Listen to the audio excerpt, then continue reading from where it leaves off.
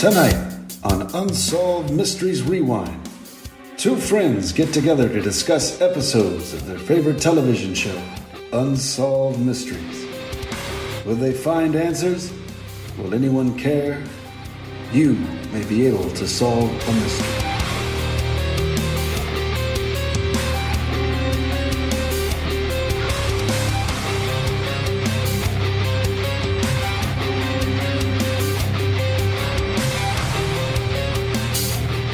Hello, this is Mark, and you are listening to what?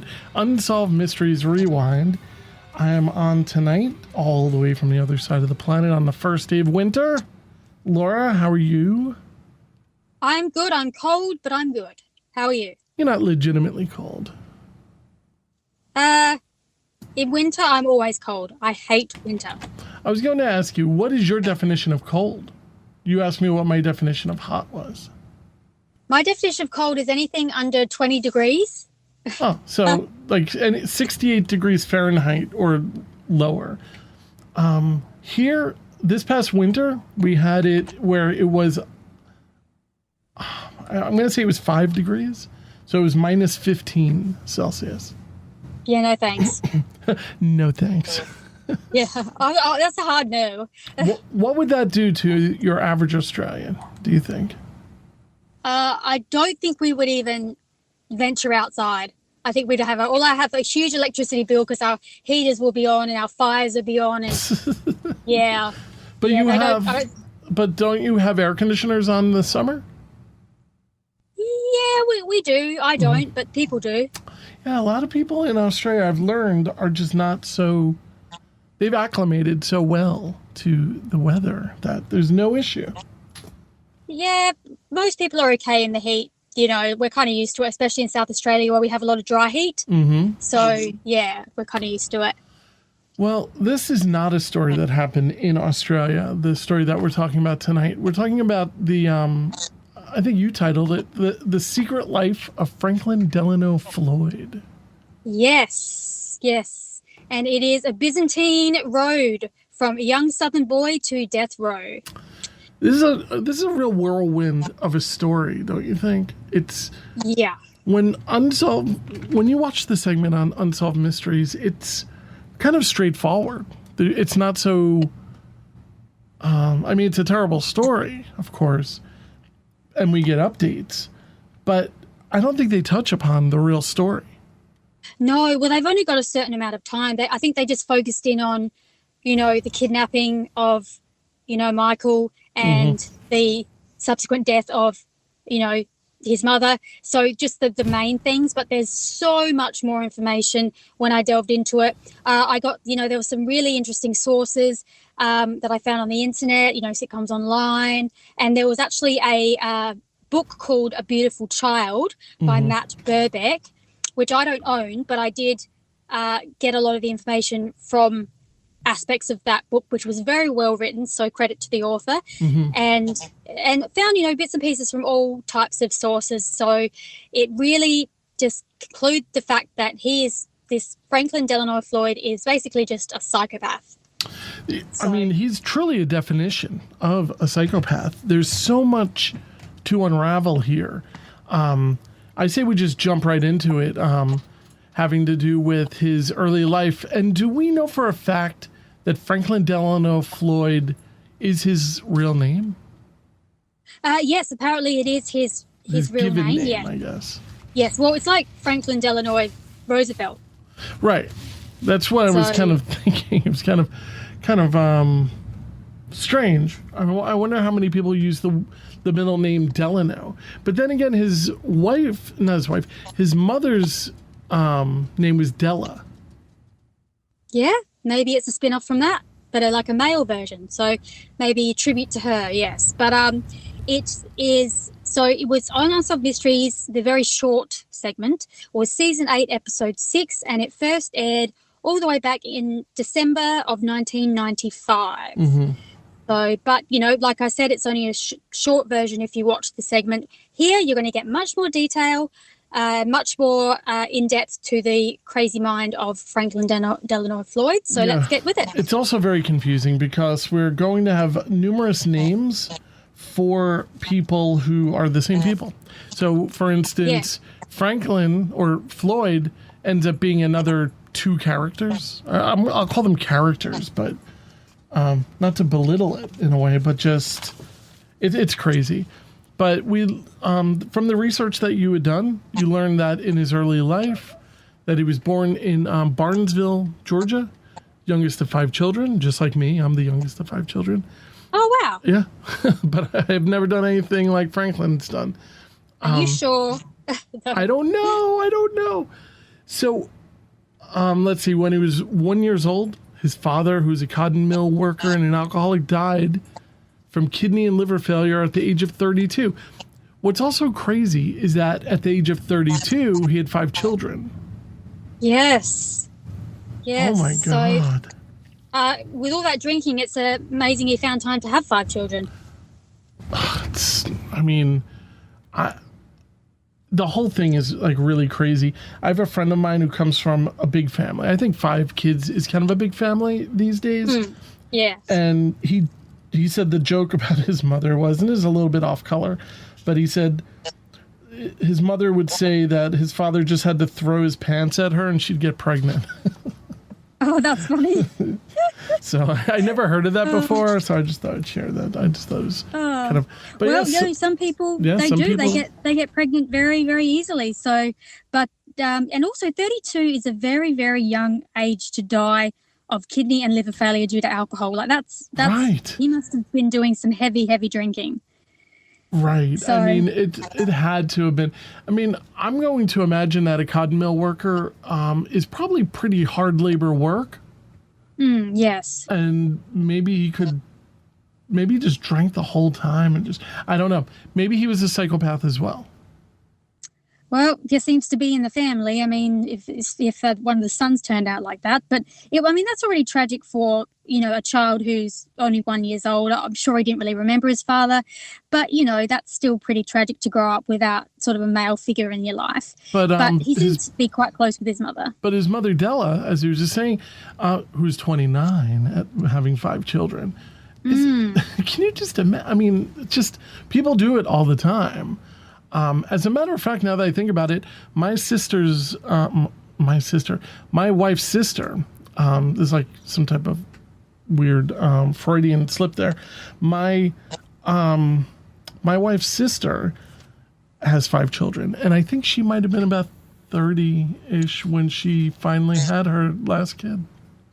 Well, some people like to get it out of the way fast. I mean, I can't imagine being 29 with 1 child, so that's just me. But, some people have children young, that's their choice. Some people have children a little bit older, that's their choice. So, But yes, so Della and Thomas had 5 children and they were barely out of their 20s. So that's their story. And it was also, this all happened in the 40s.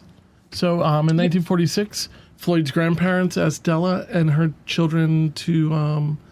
I don't know if they asked, but they moved into an apartment with the grandparents, which is crazy.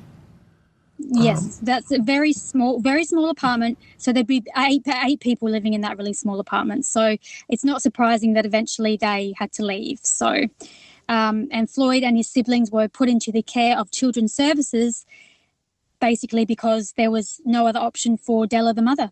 She just couldn't look after all of them. Now, do you remember, it's been covered in earlier episodes of Unsolved Mysteries Rewind, but where I'm sure you heard about this a ton of times, where there were agencies that would essentially have the mother sign the rights over to the child. Oh, yes. And they would legitimately sell.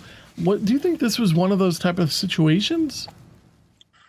I'm not sure, but it definitely didn't seem really legit. To give up your parental rights in order to have the children looked after is interesting. Yeah, it's that specific children's home. They only took orphans. So, Della had to basically say, okay, I'm no longer a parent.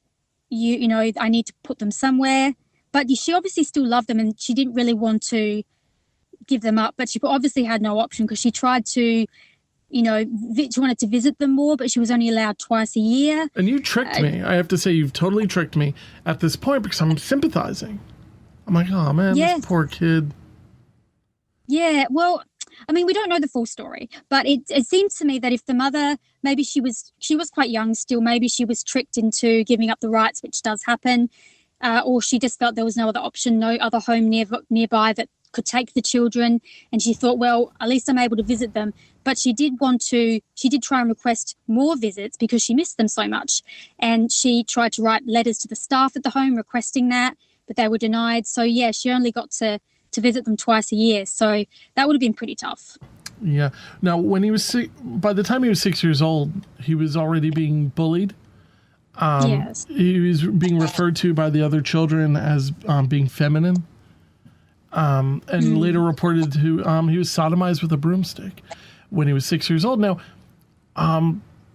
this is the kind of I guess assault. This is the kind of abuse that I just don't get. Like, I'm not that I understand other forms so well. It's just, what is somebody doing when you're sodomizing a 6-year-old with a broomstick? I mean, and are they other 6-year-olds that are doing that, or are they older children, or are they staff members? Who is actually the one that's doing the sodomizing? As bad as that is, why would you? Oh, that's just horrible. But don't masturbate in this place, because if you're caught masturbating, what they do is they take your hand and they dip it into hot water. Now, I'm thinking probably boiling water, but maybe not. I don't know. Yeah, it'd be very. I mean, I don't know how long they would put it in there for. Maybe, I don't know whether it's permanent burns or whatever. But that would screw you up, right? I mean, whatever happened to putting soap in kids' mouths? Jeez. Yeah, like whatever happened to hitting? Just hit the kid with a wooden spoon. Yeah, it's really sad to say that hitting them would be a much less aggressive punishment. Yeah, especially back then, that was obviously deemed more acceptable. But I guess we're starting to see already a pattern that was, obviously very traumatizing for Floyd. Right. And then he started, as he got older, getting in trouble for fighting and for stealing. So we're already seeing that escalating behavior, and, what could happen in the future from the traumatic events that happened when he was a child. I mean, it'd be something you just wouldn't forget. Not that this excuses what he did in the future, but I'm just saying. Yeah, and in 1959 he ran away, and he broke into a nearby house to steal food. We learn about his sister Dorothy, who was married with 2 children, took custody of Floyd so that he could avoid criminal charges, but he was kicked out. Do we know what year he was born? He was born in, I think it was 1945. Hang on. Hang on, here we go. 1943.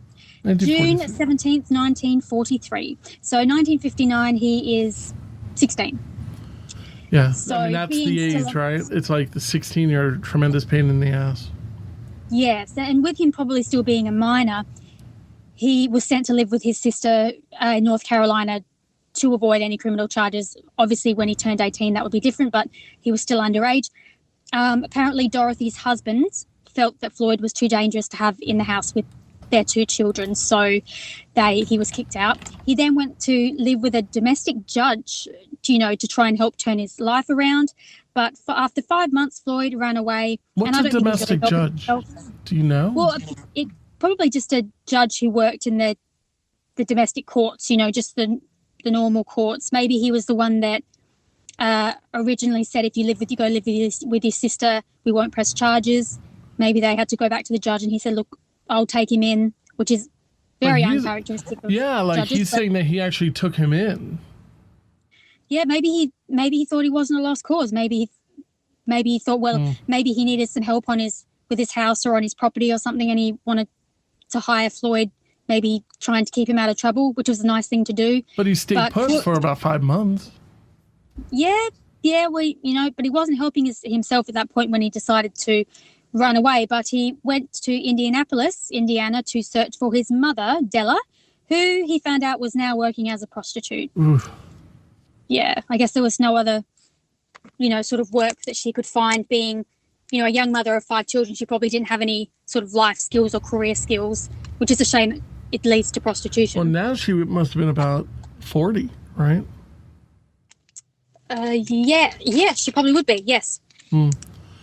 Not to say that, I'm just saying I 40-year-old prostitute in Indianapolis, So Floyd had an idea, which I think maybe a lot of people in the United States have when they think like, well, what can I do with my life? And they enlist in the military.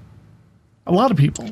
And in order for him to go in, he had to forge legal documents. His to mother make him did, older, yes. right?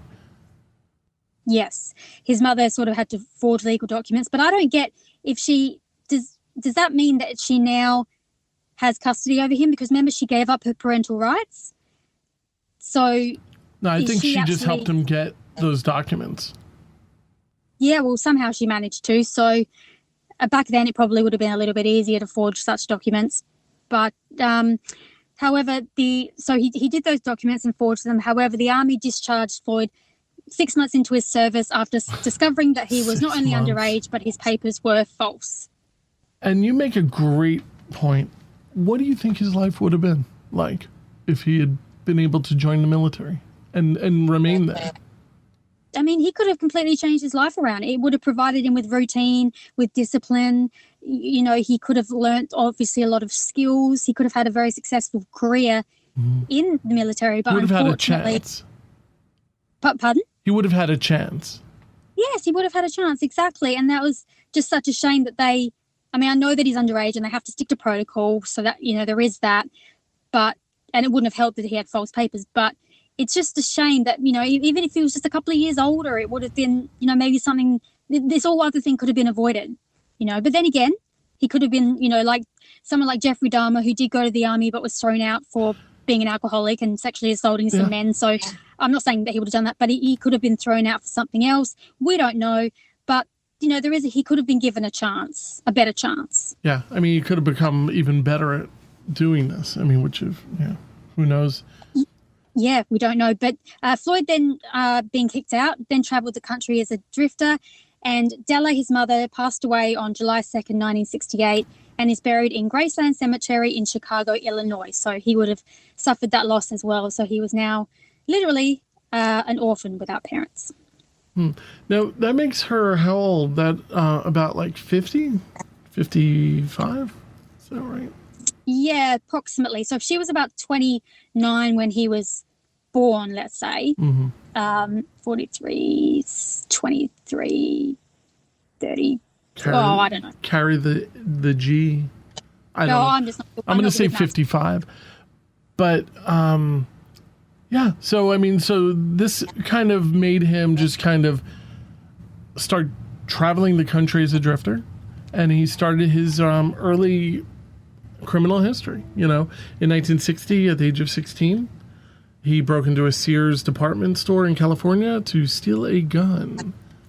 As you do. Yeah, I don't know if Sears, I think Sears is still around, but I don't know if they carry guns anymore. Police responded to the alarm, resulted in a shootout with him, and he was shot in the stomach, which from what I understand is one of the worst places to be shot.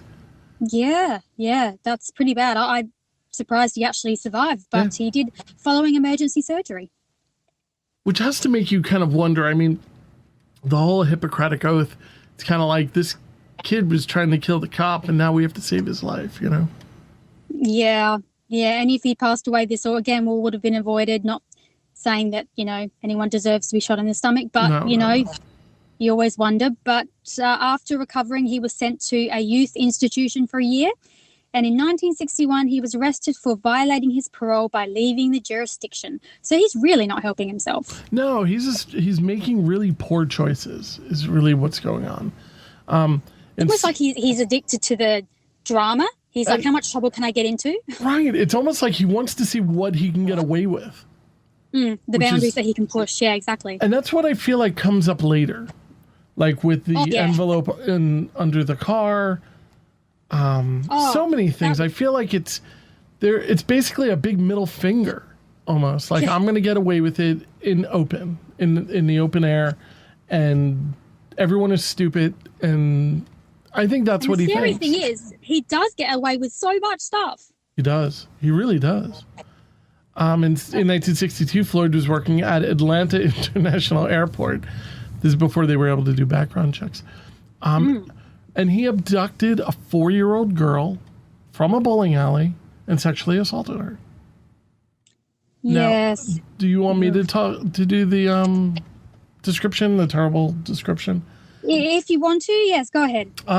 So the girl was examined, and they found semen stains were found on her, and there were bite marks all around her vagina. And for there to be, it's just, I don't understand what was going on, but he was clearly torturing the girl. This poor young girl, that is just, I mean, to be sexually assaulted is one thing, but to actually be bitten around marks. that's just a 4-year-old. I don't understand how you can 4-year-old, a baby, essentially a baby. And I don't understand how you can just go from, I'm just going to rob a Sears department for a gun to I'm suddenly sexually assaulting 4-year-old girls. Like, where did, obviously it might have come from the fact he was abused when he was young, but again, that's no excuse.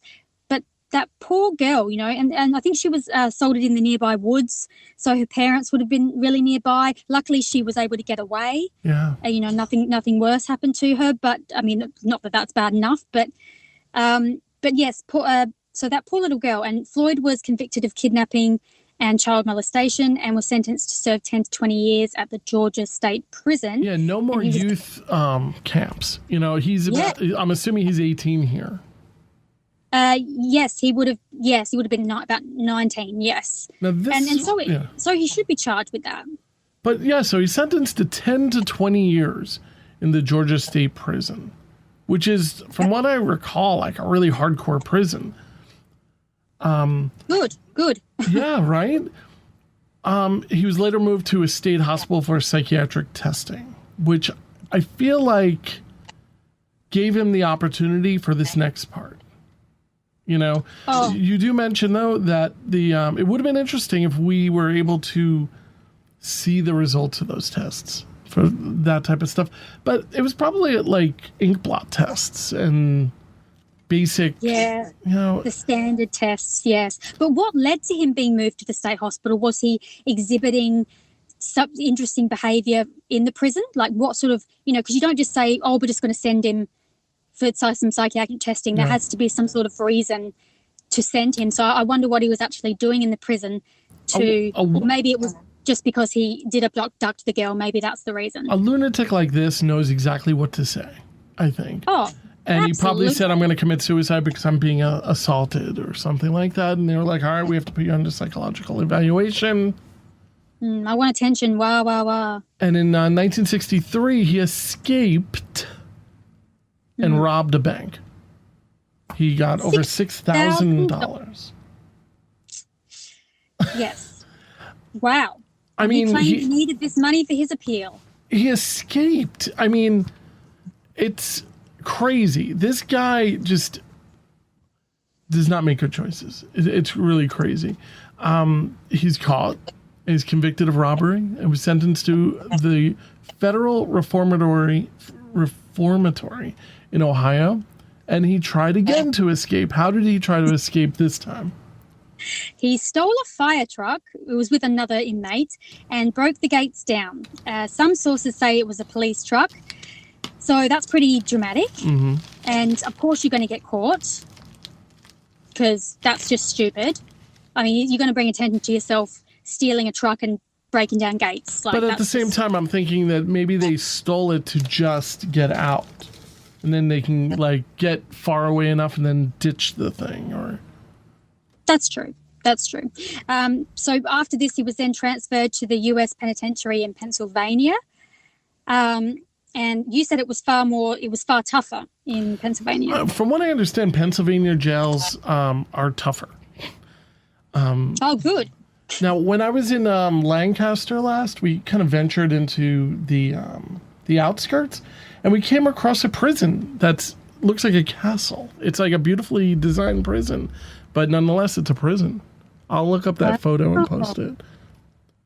But yeah, from what I understand, it looks like a castle because it's like a fortress. Yeah. You would need to like climb over it, but it's So it's no Hogwarts. right. But it has that kind of Gregorian look to it, actually. Oh. Like it's all stone. Oh, wow. I mean, crazy. If a prison can be attractive, it's attractive. But what was the name of it? Can you remember? no idea. Oh, I'll find it. I'll find it. And yeah, I'm sorry. Go. That's right. That's okay. So basically in Pennsylvania, Floyd was continually raped by other inmates, causing him to climb a roof at the prison and threaten to commit suicide at one point. Right. Of course, rape is really horrible, but he was clearly showing alarming behavioural patterns that should have been examined more closely. So, it's hard to sympathize a rapist being raped. It's hard to, but at the same time, people should be protected. Absolutely, yes. And speaking of protection, he did manage to get some protection because he became lovers with one inmate, and that meant he was protected from other inmates. So I guess that's just like a survival instinct. Yeah, he gave it up to one big guy. Yeah, you kind of, you've got, you're with one person instead of a whole bunch of men. And he also was able to get his GED, which is like the General Educational Diploma. I mean, do you think he considered himself really smart? I think he thought he was really smart, yes. Yeah, me too. I think he was very full of himself. But Floyd was sent back to Georgia State Prison, so he kind of went from prison to prison, in 1968, and he befriended a fellow inmate named David Dial, who was big and burly and protected him as well. So by this stage, he'd been in jail for, a few years. He's 26 at this point. Yes, and he knew kind of how to be protected by sort of, becoming friends with someone, a bit like Shawshank, where, you're friends with Red. He's the guy who knows how to get things. Yeah. So, if you're friends with him, you're most likely going to be protected by most other people, most other people. So, until the sisters come after you. Yeah, until the sisters come after you. Yes. Oh, what a great movie. It is. And actually the short story is really great too. We're talking about the movie Shawshank Redemption, and this is a short story by Stephen King. Yes, I've read it. And if you haven't either read the book or seen the film, you need to get on it right now. It's in my top 5 films. It's fantastic. It's well worth it. Anyway, yes, a little off topic, but would you like me to continue, Mark? Or sure, that'd be great. Okay. So in 1972, so we're going a few years later now, he's nearly 30, Floyd was released from prison and sent to a halfway house. So you did 10 years. Yes, so he was sentenced to 10 to 20 years. He escaped and robbed a bank and tried to escape again and was out in 10 years. Now, let's also talk about this 4-year-old girl that he completely ruined the life of, I'm sure, who's now, 14, right? Yeah. So, I mean imagine, it's crazy. Imagine what she was going through, poor thing. That kind of thing would stay with you forever. I mean, fighting every day to try and live a normal life, having that over your shoulders. I hope that she's well now. You hope it's blocked out, right? It's like what an asshole. It's just the worst. Yeah, so that's one name for him. I could think of several others, but that's a good one. Yeah. So the next year in 1973, a week after he was actually released from the halfway house, he approached a woman at a gas station and forced her into her car, where he attempted to sexually assault her. Luckily, the woman managed to escape and Floyd was arrested. So this was about a week afterwards. So I don't know whether he just thought he could get away with it or he wanted to spend a lot of time in jail, but he obviously was not rehabilitated. Yeah, do you think he just chose to do these things like, all right, I see this woman, I need to do this right now?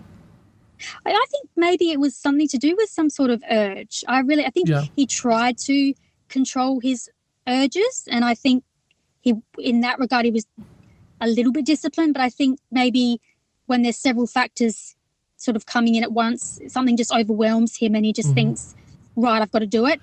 But then other times you think he's going to do something and he doesn't. So he's very unpredictable in that regard. He seems like so much of like a meth head. Like he's just has no thought process.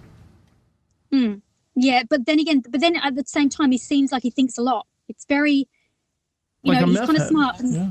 got no thought process. He's very, that's what I mean by a very twisted mind, a very interesting character. And I think still one that people still to this day don't understand some of his motives and some of his behavior. I mean, everybody, as we say later on, who met him just didn't like him. Just thought there was something off about him, and they were right. So when he was arrested again for this assault on this woman who managed to escape, luckily, you'd think, wasn't all of his past crimes an indication that maybe he was a lost cause and that he should just be locked up for good? I know that's not how the law works, and it should work like that, but, all the rest of the stuff could have been avoided. He could have even been sent to a hospital where he could have been tested, things like that. But no, he was just, his crimes aren't that big. We'll just kind of let him out in a few years and he'll be fine. It's like, well, no, he's clearly not. He continuously tries to escape. He continuously tries to assault women. He's clearly not going to be rehabilitated if you let him out. Yeah, we hear about this all the time here in the States. People, they get arrested for DUIs and for doing all types of terrible things, but they're constantly being released after like 3 years or something. And they just continue this this bad behavior. It's just terrible. Yeah. It's just, But so Floyd convinced his friend David Dial, who had also just been released from prison, to post his bond, which was nice of him, allowing him to go on the run as a fugitive. When he failed to show up for court on June 11th, 1973, a warrant was issued for his arrest. So he is now currently in 1973 on the run. So, I mean, when you post bail for someone and they don't show up, you lose that money. So, I mean, Floyd convinced David Dial to put the money up, and that money's gone now. This guy is such a user. Oh, and absolutely. we see it later. We see it later with more of his victims. It's crazy. Oh, I know. And somehow, like I said, he gets away with it. And then people turn up missing and you go, oh, that's a bit suspicious. And like I said, he got away with so many things. It's just ridiculous. But so that brings us to 1974. So he is about 31 at this point. Mm-hmm. Floyd, here's where it starts to get difficult, because Floyd starts using aliases because he's obviously on the run, and he's now using the alias Brandon Williams. So we'll go with Brandon Williams. So Floyd is now Brandon Williams. He met a woman named Sandy Chipman at a North Carolina truck stop, which is obviously where you meet people. Chipman was the mother of 4 children from 2 different fathers. So there was Suzanne, was born in 1969 from her first husband, Cliff Savakis.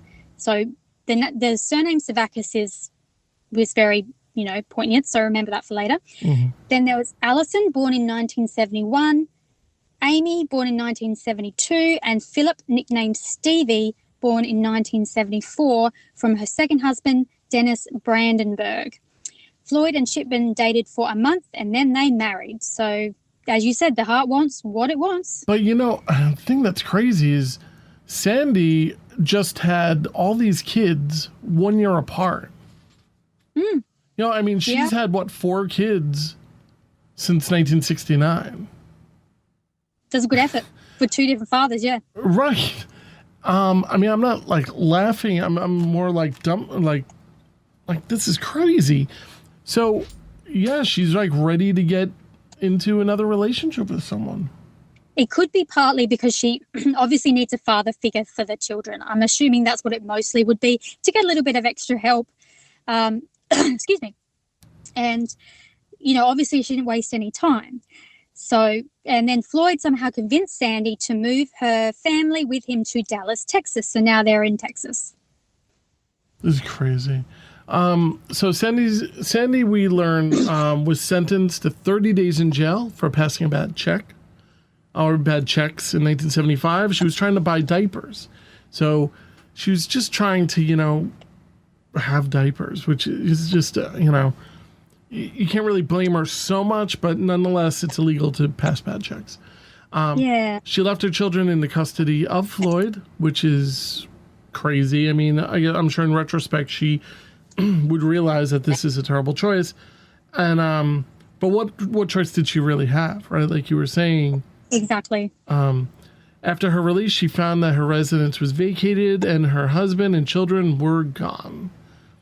Now, That is horrible. this factoid that you have, which is that he had the legal right to leave with the children if he wanted to, is kind of weird. I mean, he's the stepfather. Now, I'm assuming that because she was going away to jail, she had to sign the custodianship, I guess, over.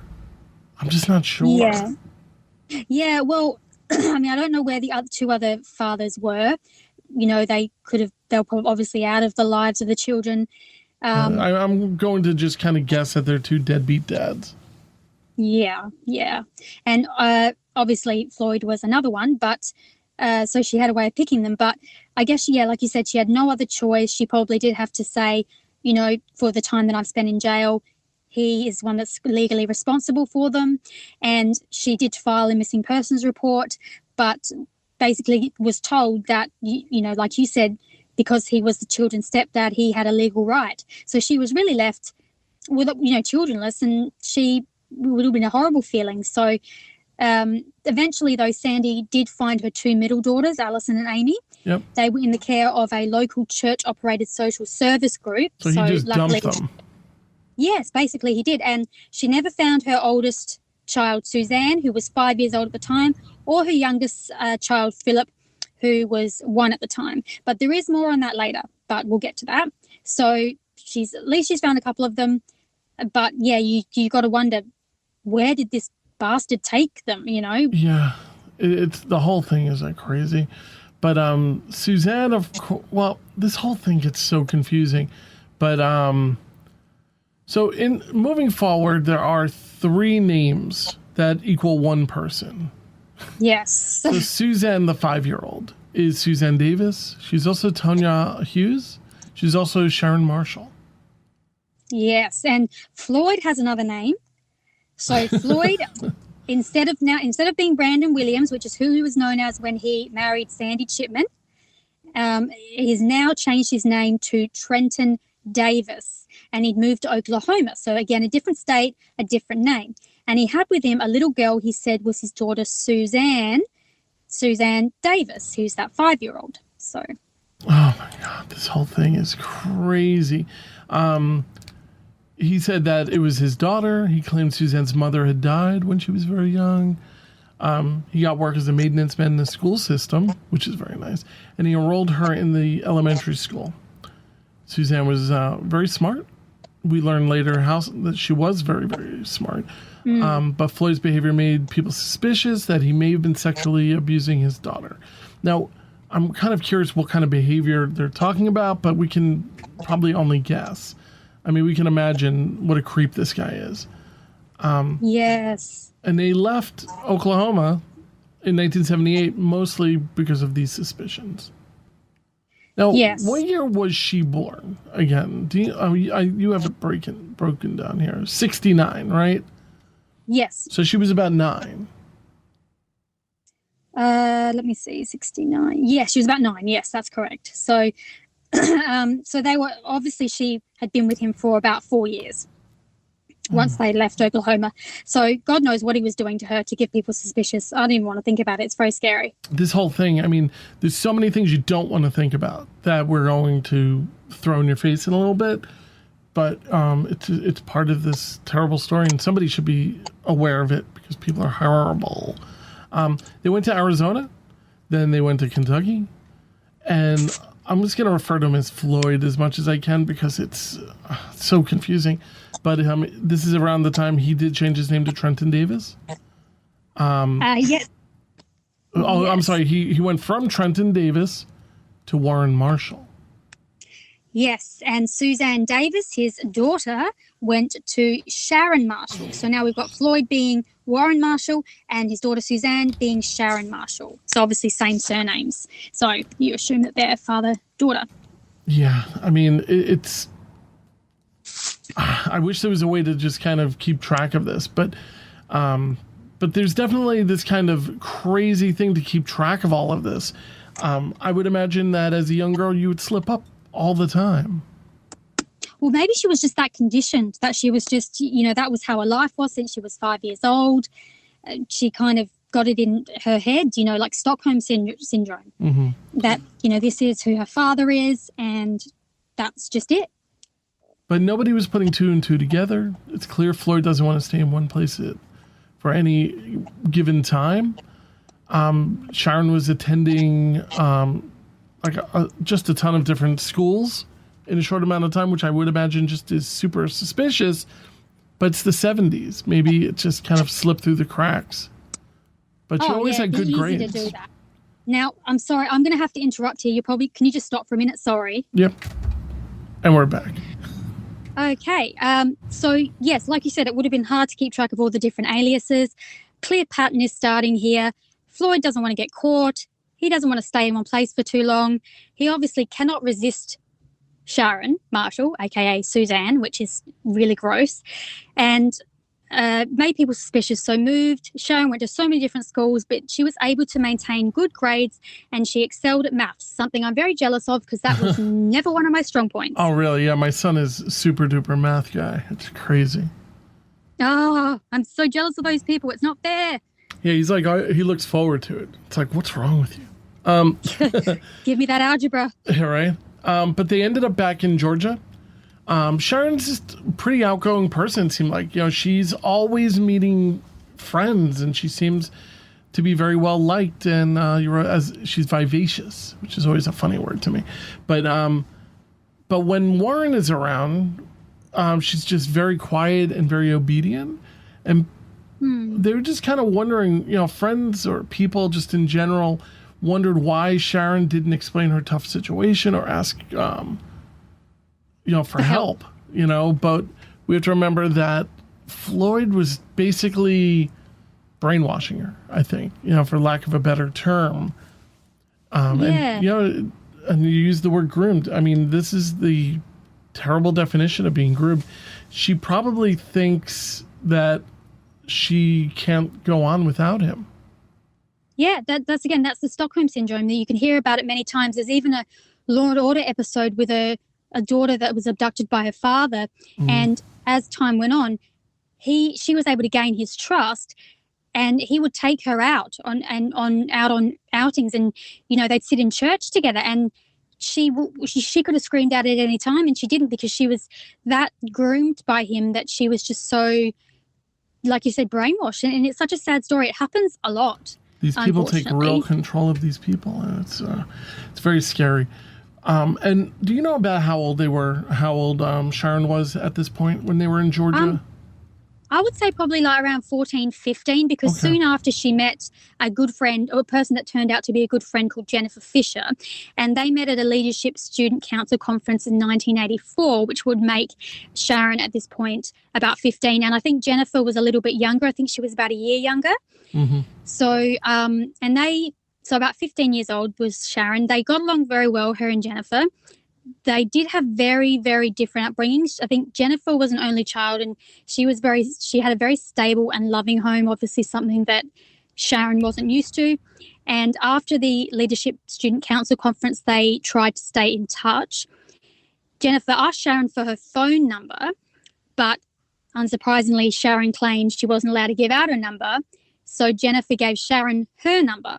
But as a friend, I would have been a little bit suspicious of this. I guess maybe you think, okay, she's got a strict parent.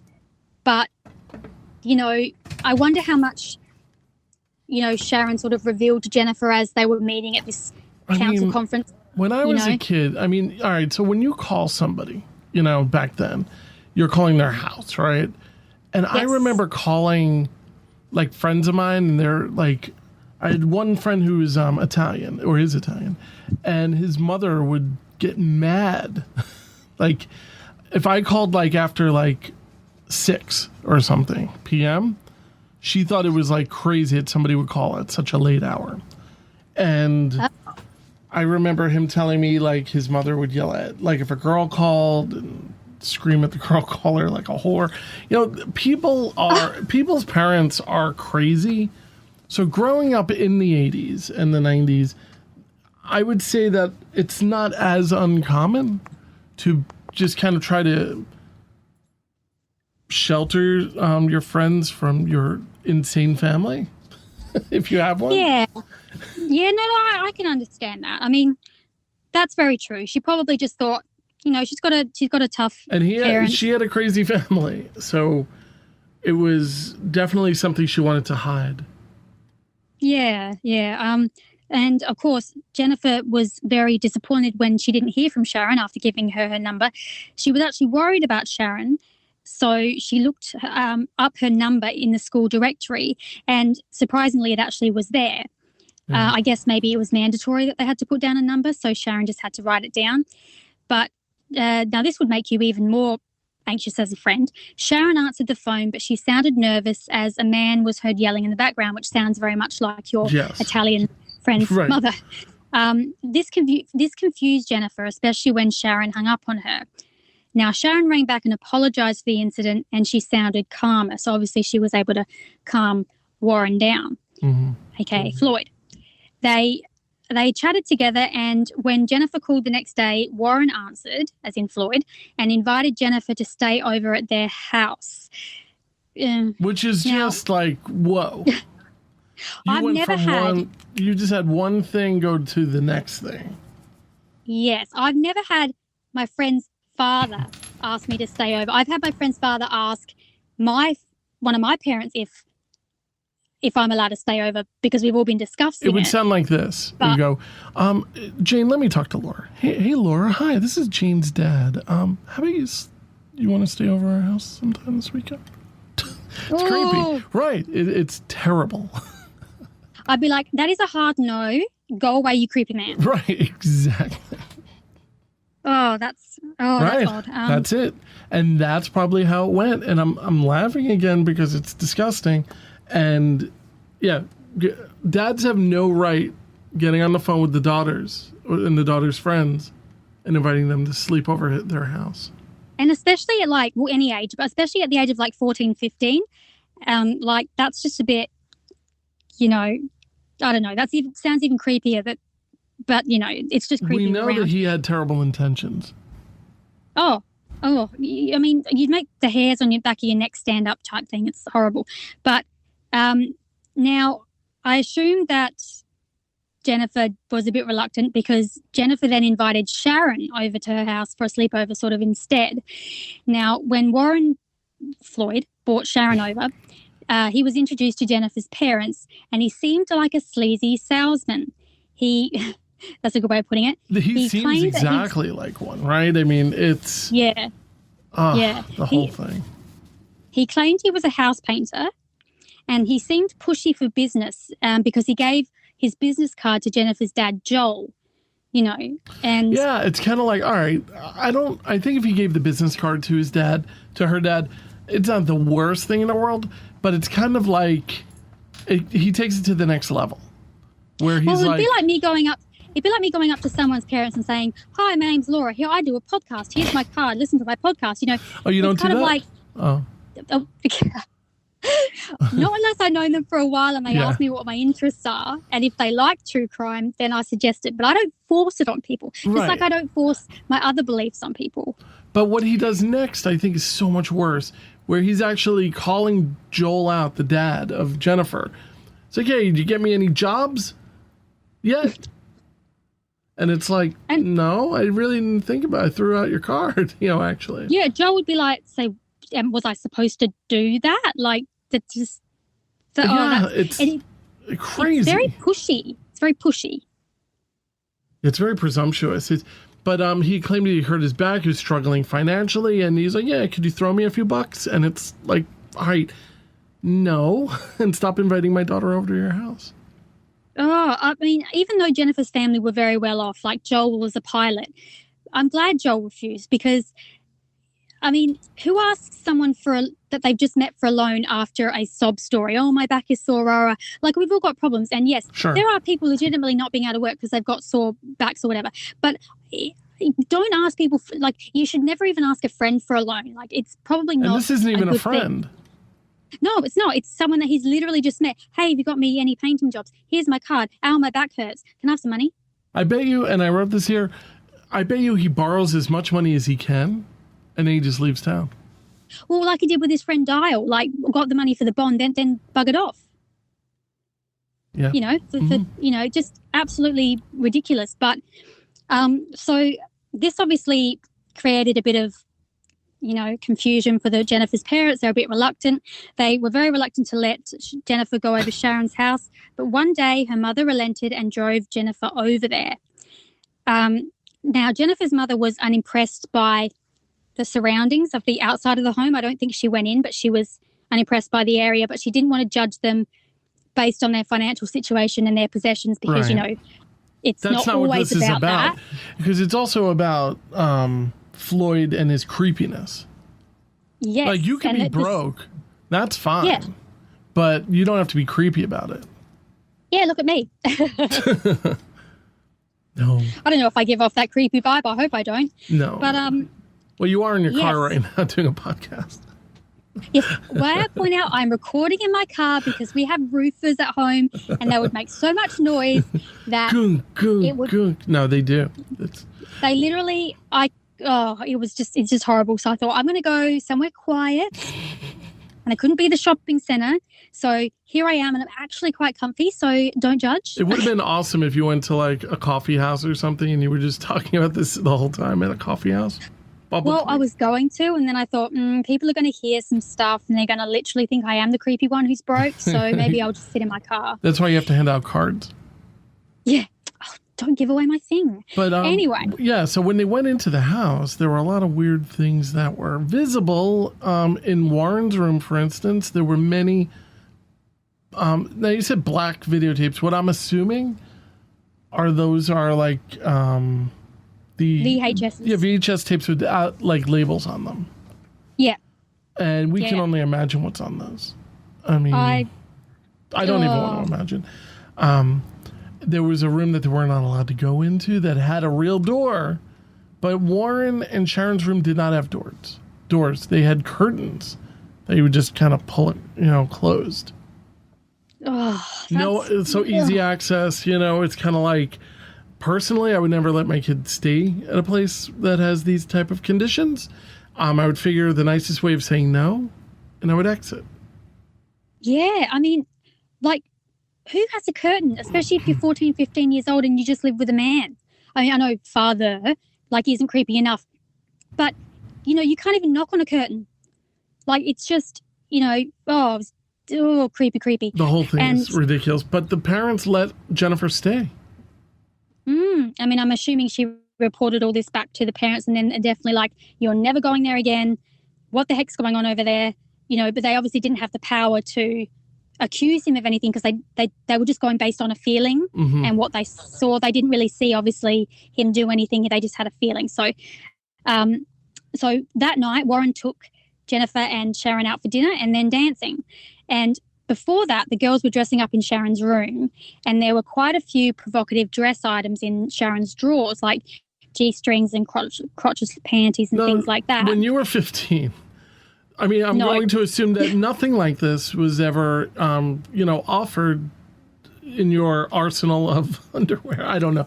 But you know what I mean? Like, these are not things that a normal 15-year-old child would have access to. And I mean, my boobs didn't come in until I was like 16 anyway, so I didn't need to wear a bra for years. So there's no way I was wearing G-strings. Right. So, it's just really, really eye-opening. I mean, we're talking things that are just not appropriate on any level for a minor to have. Oh, just terrible. But then another weird thing that gets worse is Warren then just left them at this cheesy bar. So he literally dropped them off. They went in and he left. Hey, go tell the guy you know me. He'll serve you. Yeah, I mean, how are they even allowed in? They were 14, 15 years old. But apparently Sharon, Jennifer reports, appeared to be used to this and just started dancing. Mm-hmm. And they had creepy barmen leering at them all evening. But Sharon didn't seem to mind. She obviously did enjoy dancing, but I don't know whether she was just ignoring them or whether she didn't realize people were looking at them. But how could you not? If you're really young and quite attractive, because she was very pretty, wearing all these provocative dress items. You're having the attention of everyone. I mean, that is just ridiculous. What do you think? But, they seem to have a good time. What do you think Jennifer thought of this whole situation? I mean, do you think she thought it was like exciting? I think she probably enjoyed the freedom, but I don't think that she would have liked men leering at her. Mm-hmm. Because what could happen? Warren is dangerous enough, but if it was like a normal, sorry, just ignore the bird in the background. I was going to say, I'm like, you're being swooped on right now? No, it's just a crow. So Warren wasn't there. So they didn't even have someone that they knew there to protect them. Not that he would really protect them anyway. My gosh, that bird is so loud. I'm so sorry. It's all right. Don't. He's a part of the show now. Welcome the crow. So I don't understand why Warren dropped them off. There was no reason as to why he did that. But anyway, so when they returned home, the girls were kind of laughing and joking around, being quite loud about, their night out. They were excited. They enjoyed their dancing. And Warren all of a sudden entered the room screaming and waving a gun. Unbelievable. Never happened to me. I've never been at a friend's house and the dad comes screaming, waving a gun. Yeah, just through the curtain with being completely ridiculous. He claimed that he was trying to sleep and that they were being too loud. And the girls were really upset. Obviously, Jennifer was just shocked. But nothing happened and Warren just left the room. What I find weird is that Sharon was given so much more freedom than it seems like she was given, right? Yeah. But, she wasn't given really any freedom. But it was like she was allowed to go to this conference where she met Jennifer. She went out to dinner. They did things. It's just such a weird relationship that's here. I don't get it at all. You'd think that he wouldn't allow her to have any friends, but he obviously allowed her to have Jennifer. So maybe he was trying to he was after Jennifer, I think.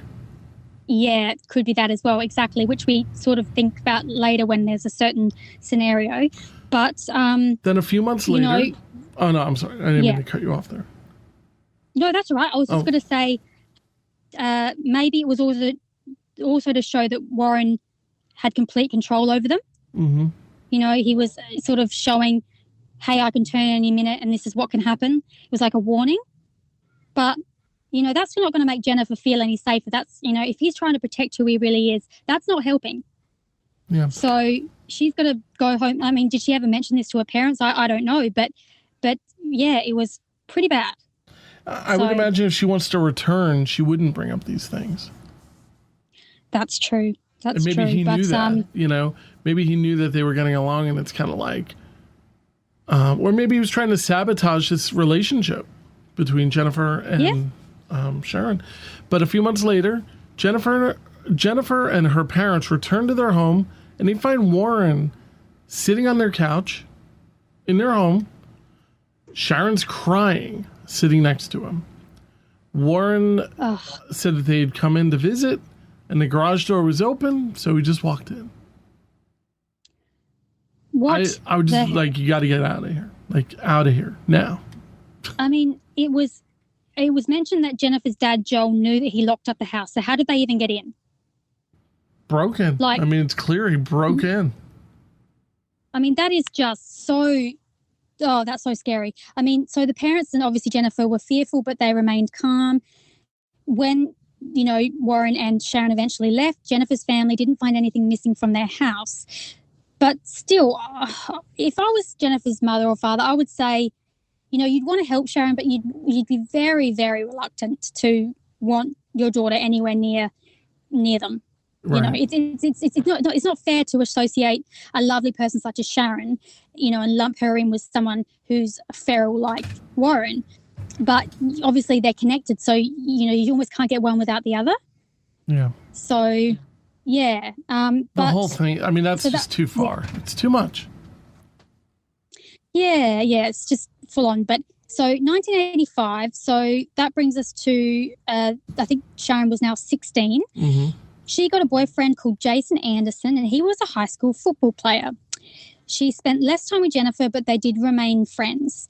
Jason grew uncomfortable when Warren would accompany them on dates. Oh, I mean, who God. wouldn't be uncomfortable with that? Can you imagine? I mean, my dad, when I went on my first date, it was at a shopping centre, and my dad drove me there because back then I didn't have my license. I was about 15, and I met up with the guy, and we, walked around and everything. My dad wasn't there, but then I met my dad later, and my dad sort of went up and just introduced himself to this guy, which was fine. My dad's as you've spoken to him, he's a pretty easygoing guy. Graham's a great guy. He's a great guy. Yeah, shout out to my dad. Hey, Graham. But one thing he did do that I didn't know he was going to do was he handed this guy a piece of paper. Oh no! And Graham. and apparently, and on there was a set of rules for dating my teenage daughter. Oh my God! Like as a joke, like it was a joke thing. Oh, okay. Like he was half joking. He's like, abide by these rules. Just kidding, but if you don't, I'm going to break your neck, type thing. And on the bottom was like, no oh crotchless panties or something. He's like, oh my God, Dad, what are you doing? Like, and luckily the guy who I ended up being friends with anyway, he got like a really like good laugh out of it. And Dad's like, I wouldn't have given it to him if I didn't think he could handle it. He laughed. He thought it was funny, because my dad talked to him for like 5 minutes before I gave him the paper. So he obviously knew he was someone who could take a joke. Yeah. But I was mortified at the age of 15. Now I just think it's funny, but yeah. So there's a story. I'm sure Dad remembers that. You're like, no, and he ran. Yeah, that would have been more like it. It's on the paper. It just says, but anyway, on the paper, it just says run. Run, dude, run. No, that's now. No. But of course, who wouldn't be uncomfortable with this? To be accompanied by, Creepo Floyd. Oh, and I'm going to guess that he pulled this kind of nonsense with with Jason as well, like the crazy behavior. Oh yeah. They did manage to go to their prom without him. Maybe parents weren't allowed. I don't know. It's just weird. We think of 1985. We think of 1986. We think of like Molly Ringwald, like Pretty in Pink. Yes. What is it? Breakfast Club. Yeah, Breakfast Club or Pretty in Pink. So we think of like that's this era, right? Yeah. Yeah. So she would have had the big, probably the big perm and the pretty, the pretty little puffy dress with the puffy shoulders and everything. But anyway, but her and Sharon and Jason's romance was over by March of 1986. So they dated, well, I don't know what time they started dating in 85, but about a year or so. Mm-hmm. She graduated from high school in Forest Park, Georgia in 1986. She was able to earn a full scholarship to the Georgia Institute of Technology. That's crazy. To study aerospace engineering. She actually aimed to work at NASA, and surprisingly, Warren was supportive and willing to let her go. So she obviously was super intelligent, as well as being such a nice girl, pretty and popular, and had so much life ahead of her, and it was just all taken away. So, it's crazy because she's going through so much trauma, right? So many different schools, all of this terrible, over so many different years. All of this home life is a total like crap show, and she's still able to persevere and get a full scholarship. Mm-hmm. She always had dreams. She always let her dreams, dominate her life. She's like, I'm going to go for it. And even when she was knocked down, and there would have been plenty of times she was knocked down, she got right back up. I really admire people like that. I think that's a wonderful skill in life to have. And coming from where she came from, it's like, nothing was going to get her down. It was a good attitude to have. Yeah. I mean, the whole thing is just very sad. And she sadly did not end up going there. I mean, we'll get into that, but by May, after many people noticed that Sharon's belly was getting a little bit bigger, she broke down and confessed that she was pregnant. Yes. And she told people that the father of the baby was her other, she had a new boyfriend this time, Curtis Florinoid, which, that's a tough one. Yeah. Florinoid. Yeah, that's an interesting surname. Curtis was angry and wanted her to have the baby and give up college, which is, I'm not going to get into like what the right choice would have been, but Warren told her that she would be an embarrassment if she attended her graduation ceremony, So she just didn't go. It's a real shame. Yeah, I mean, like, it was sad that, just because she was pregnant. I know that, in the olden days, it was not the olden days, but, even in the 80s, unwed mothers were, still now they're still sort of looked upon in certain ways by people that are a little bit older, which shouldn't be the case. Everyone's different. But, it's a shame that she felt she couldn't go because, she worked so hard with her studies and she wasn't even able to be acknowledged for that. So that's a bit of a shame. And even though, she obviously didn't like Warren, to hear him say that she'd be an embarrassment probably didn't make her feel any good. Yeah. Also, if you hear anything in the background, I have my window open because I was telling you I had this heat wave. I don't know why it's so noisy outside tonight, but it is. And no, that's why I can't hear anything. I'm sorry if you can okay. hear stuff outside. I've got my window down. All right. Well, you sound fine. Good. But at that point, Sharon decided to run away with Curtis, but Warren caught up with them in a motel. Curtis woke up the following day, and Sharon and Warren were gone. Of course, just a reminder, Sharon and Warren are Floyd and, what's her real name? Suzanne. Yep. It's like I really... but they left in the middle of the night, and there was a note addressed to Curtis saying that the baby was not his, and he needs to leave Sharon alone. That was I believe it was a harsh and manipulative tactic on Floyd's part to have Sharon all to himself, not letting her go, claiming that, yes, he was willing for her to have a boyfriend. Yes, he was willing to have her have a friendship with Jennifer. Yes, he was willing to let her go out. Yes, he was willing to let her, go to university. But no, hang on. No, I don't mean that. I'm going to just, take you and have you all to myself. So he obviously is full of crap. Now, so far, everything that we've said was omitted from the Unsolved Mysteries segment. I don't think anything. I don't think we're up to anything. Actually, nope. What Unsolved Mysteries talks about is such a blip in comparison to what this whole story has to offer. It's crazy. Oh, yes. This episode deserves its own episode. Mm-hmm. It deserves its own 40 minutes of it. And, I was exhausted when I finished the research. I thought I'd just about been through a war, You did so much research. It's crazy. But I say let's blast through some of this and try to get through it because it's such a confusing story.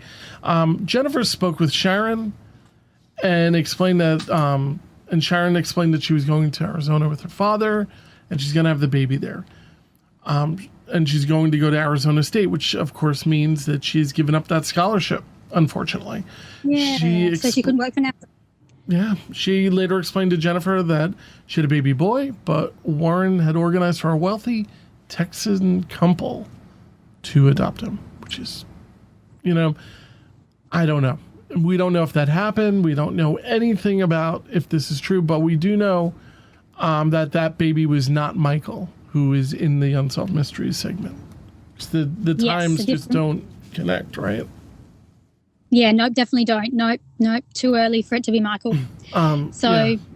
Yeah. Do you want to go on? Yeah, sure, no problems. So Sharon came to visit Jennifer. So this was after the baby boy was put up for adoption, which we'd never find out the name. Don't find out anything about him, unfortunately, but hopefully he is well. So Sharon came to visit Jennifer and begged her mother to live with them. Her mother refused and asked why she didn't want to go back to her father, Warren. So Sharon apparently just shrugged. And she was apparently really upset and started crying. But when, the mother said no, she sort of calmed down and just, shrugged. But I think that they should have seen more warning signs and asked more questions, or at least let her stay for a little bit a while, because she may have opened up and they may have been able to help her. But the guy broke into their house, though. Yes. The family is, yeah. I hate to say it, but Sharon's family is exactly the kind of family I don't want my kid hanging out with.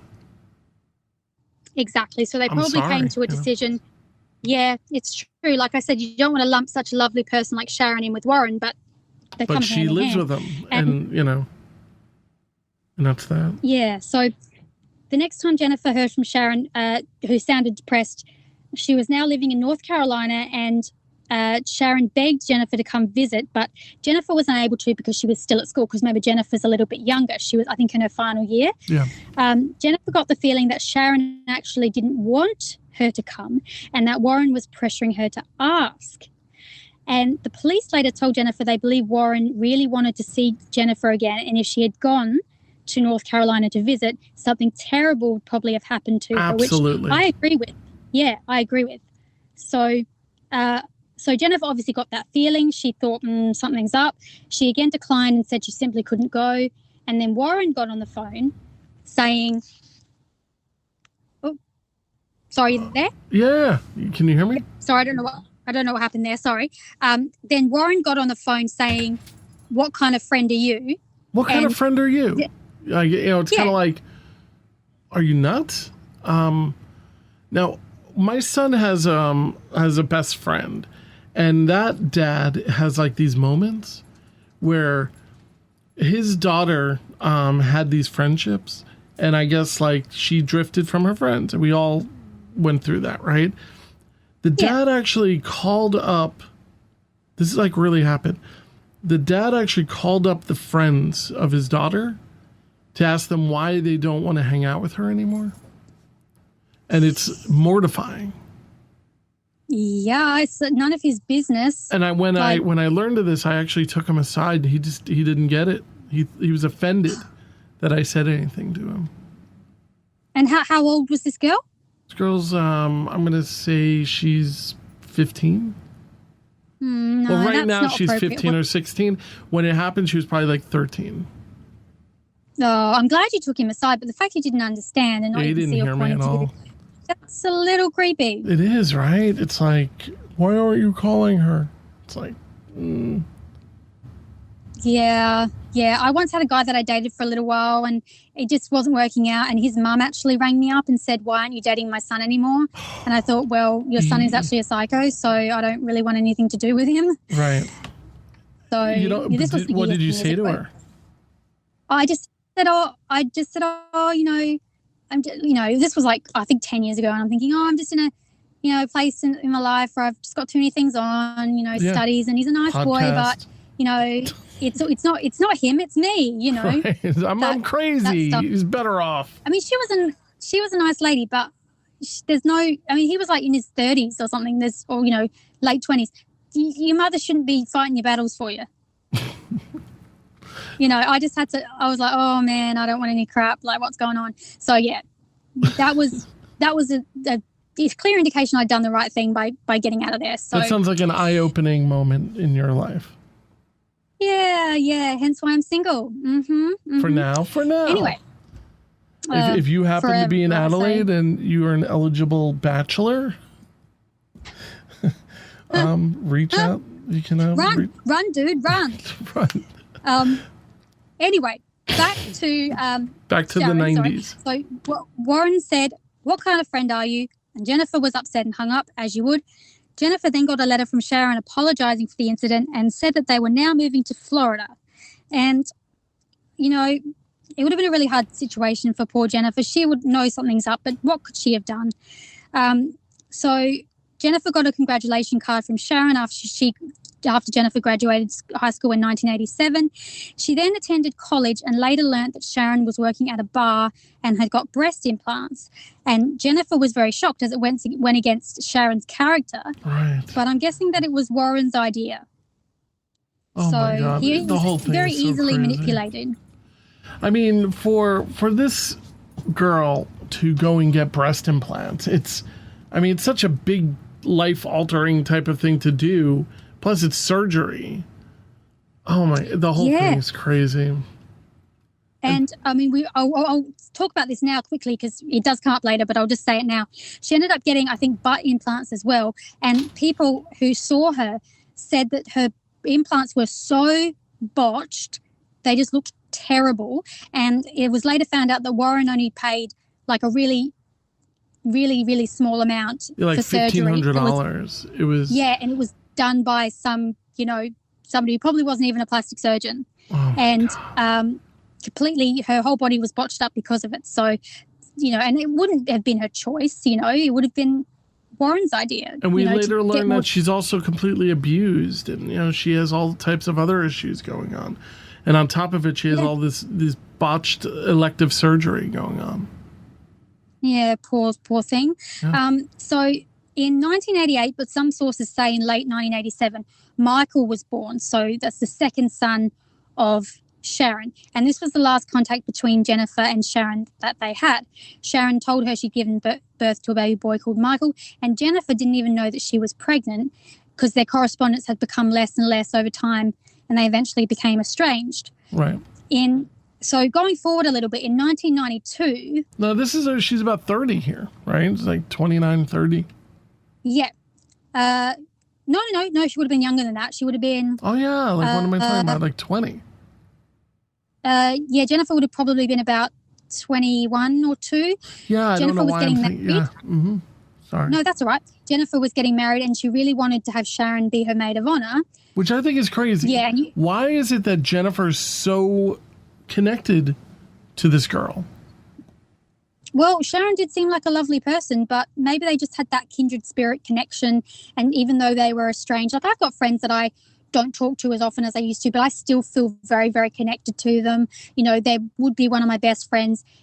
I think there's different definitions of friends, best friends. So maybe, you know, and it's obviously not by choice, it's circumstances that tore them apart. So, but yeah, you're right. You kind of think, does Jennifer have any other friends? But anyway, she wanted Sharon to be her maid of honor, but couldn't get in contact with her. And eventually, a couple of years later, she found out from, Jennifer found out from her own mother that Sharon had actually passed away, which we'll get to. But it's very sad because, yeah. Yeah, that's just sad. To find out. I mean, she's obsessed with Sharon to begin with, but to find out that she'd passed away is heartbreaking. I mean, I wonder how they found out. Yeah, and I couldn't find any information on how. It might say in the actual book, but obviously I don't have the book. I just got, sections of info from the book. So, but there's new aliases. Yeah. So in Florida, Warren and Sharon decided that now that we have some aliases to get used to, let's change our name again. So Warren becomes Clarence Marcus Hughes, and Sharon becomes Tonya Dawn Hughes. Yes. It's so confusing. Tonya was pregnant again with a baby girl. People suspected that Clarence was the father of Tonya's baby. So, suspecting that Floyd is the father of Suzanne's baby. Which Clarence claims to be her father. Suzanne. It's just crazy. So we went from him being her father to now fathering a child, supposedly. Yes. When confronted by a friend at a club where she worked, Tonya cried and admitted, quote, "You don't understand. My father isn't really my father, and he has been sexually assaulting me for years."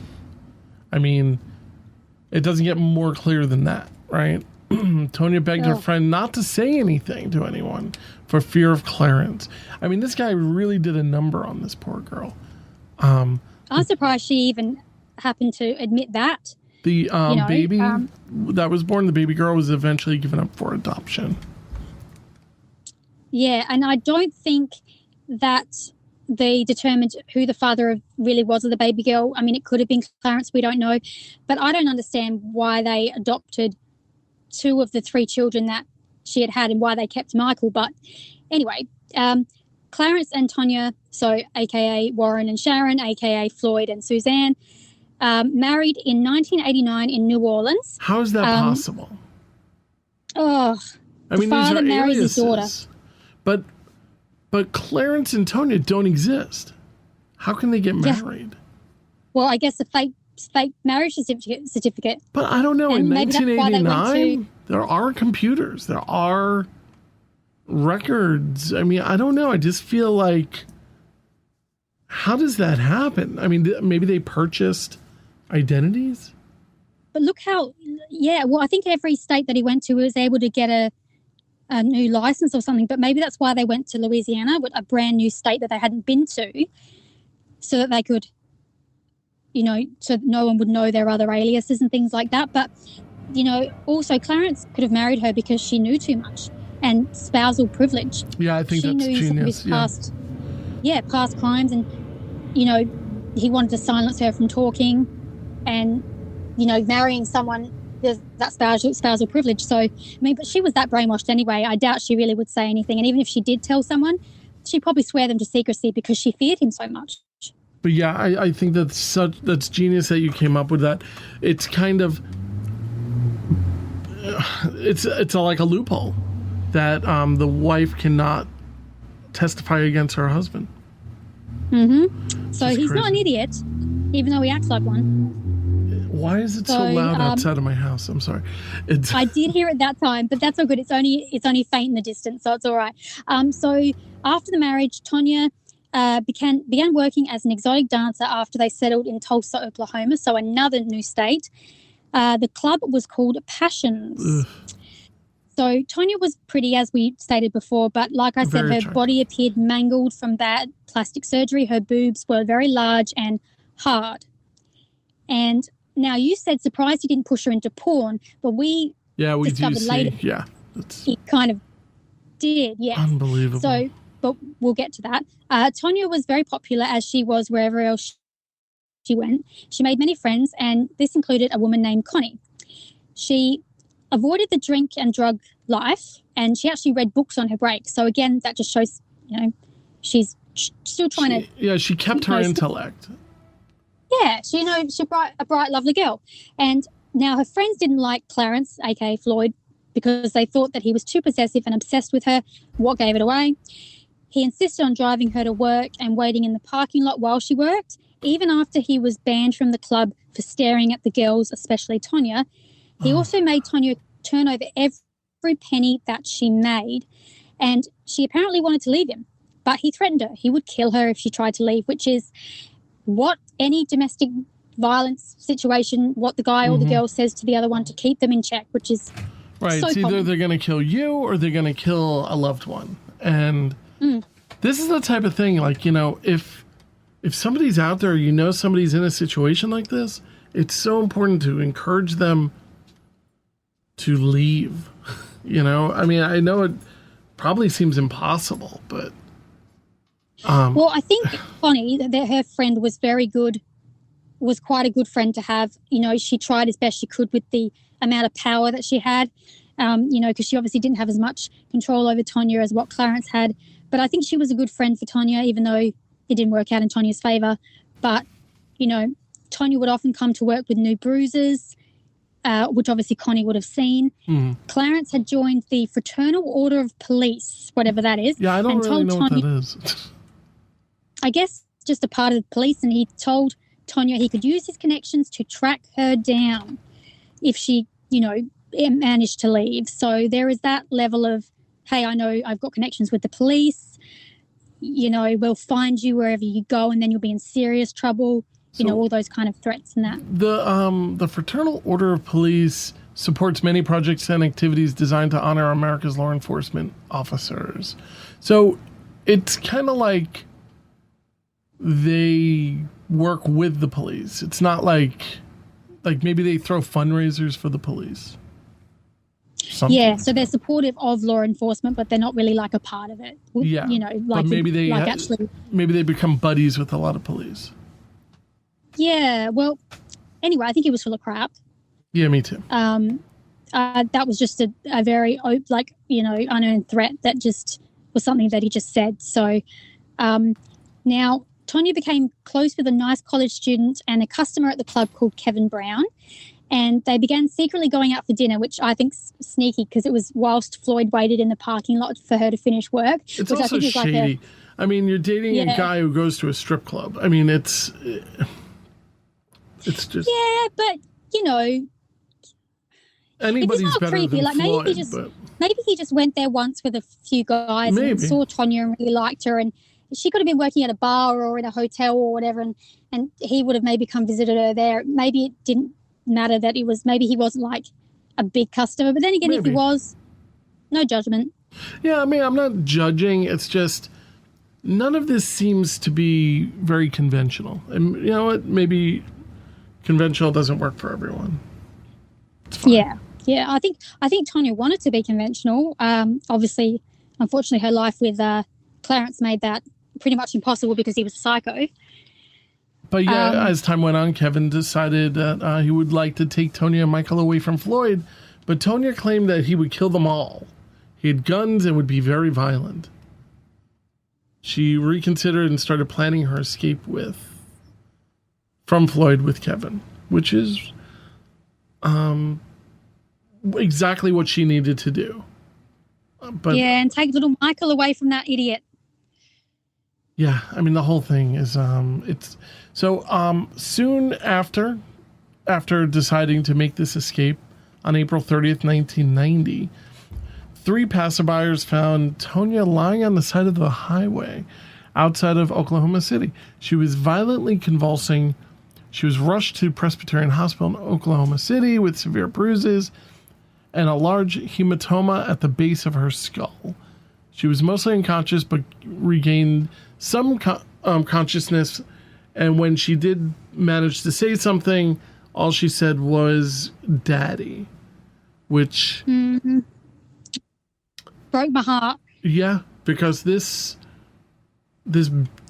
damaged person, this person who's just treated like complete crap her whole life, the only word that she's letting out is to call for this piece of crap. So it's unfortunate. She was found with groceries scattered all around her. Her Walkman was nearby. Police believe that she had been struck and hit in a hidden run while walking from the convenience store to a nearby Motel 6. Clarence only learned from the motel staff that an accident with the victim had matched his wife's description and was in the hospital the next day. He claimed that he had fallen asleep at the motel after Tonya had left for the store. And when interviewed, a clerk from the store confirmed Tonya's presence there the previous night around 12:30 in the afternoon.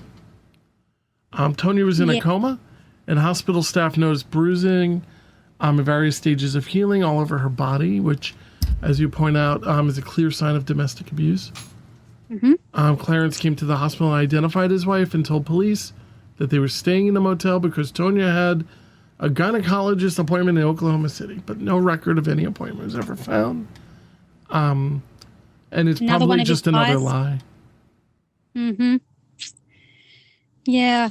And you said something good. You said you imagine that the gynecologist would have been able to identify signs of abuse, which you're absolutely right. Yeah, but there's no gynecologist. There was no appointment. I'm sure of it. No. Apparently they looked several places around Oklahoma City and no one had heard of this patient. I don't think there was even a patient that didn't show up or something that was, considered to even be a different name that they were using or anything. But Clarence's behaviour in the hospital sent many red flags to the staff. He didn't comfort his wife. No. But what he did do was immediately ask for a pen and paper and made no visitors sign and put it on Tonya's room door. Oh my God. And he also removed her clothing and purse from the room. And this is just another sign of his controlling behaviour. She's unconscious, the poor thing. Right. And he wants to stop people from possibly finding out the truth of what happened to her if she was to regain consciousness. But to put no visitors on there, it's bizarre. that is just... The whole thing is so bizarre. He called Connie at the club and asking her to pick up the most recent paycheck that was owed to her. Because, that's number one priority.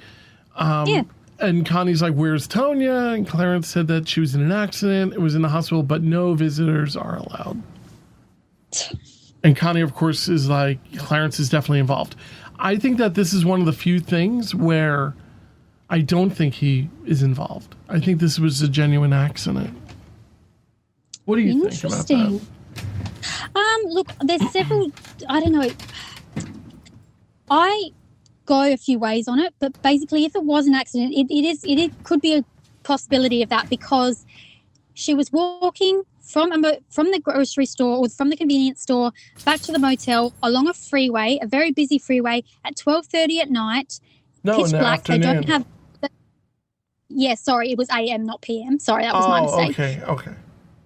Sorry. So the early morning hours. So they were at the Motel 6. Clarence had fallen asleep. Tonya obviously went to get some things from the store. The store clerk saw her there. She was walking along the freeway back to the motel. Now, the freeway, usually they're pretty dimly lit. at night, certain freeways are. And, you know, she was listening to a Walkman as well. So she could have been just wrapped up in whatever she was listening to. She could have veered, like walked onto, you know, the road a little bit. She could have, not heard a car coming and got out the way. Mm-hmm. And she just happened to be struck. So, you know, it's often when I'm walking and I have my headphones in, I try and have them down low enough where I can still hear what's going on around me. So, you know, not saying that it's her fault or anything. I'm just saying that could very much happen, you know. So if it was an accident, you know, someone could have just looked off, you know, somewhere else for a couple of seconds and accidentally hit her, not knowing what they hit. Could have been an animal, you know. She came out of nowhere, and obviously they're cowards and they drove away. But, you know, we'll get to why he could possibly be involved. But I think if it was an accident, that's likely what could have happened. So, but yeah, sorry, you can continue with Connie if you like. Sure. So Connie, let's see, there's which part do you think? Drove all the way to the hospital to see Tonya. Yeah, so she was encouraged by the staff to go talk to the police. I was like reading ahead and I forgot. I don't know where we are. No, that's okay. Do you want me to go ahead? Yeah, if you could. I'm sorry. Yep, no problems. That's now okay. I see it. So Connie, like we said, thought Clarence was involved. Even if he wasn't, he'd be number one suspicious person anyway, because, you know, she didn't like him anyway. So, you know, and he was suspicious anyway. But Connie drove all the way to the hospital to see Tonya, which shows that she was like very concerned for her friend, as you would be.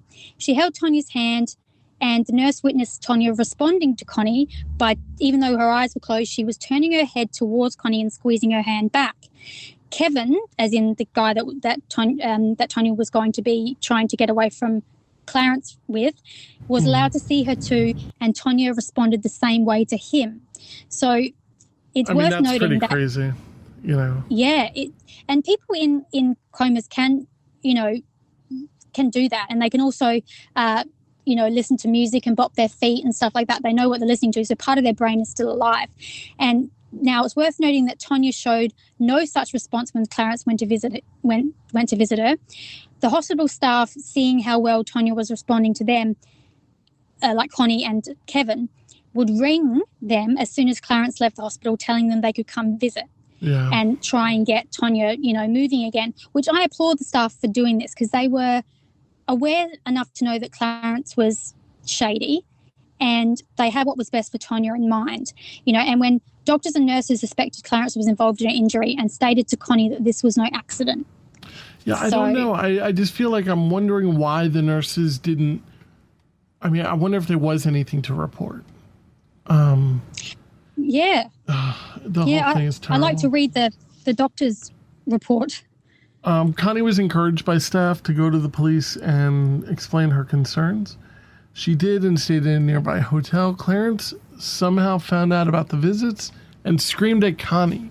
Now, this is one of those times where it's like, who the hell are you to scream at me? You know? Yeah. Like, you can scream all you want, and he just seems like unhinged.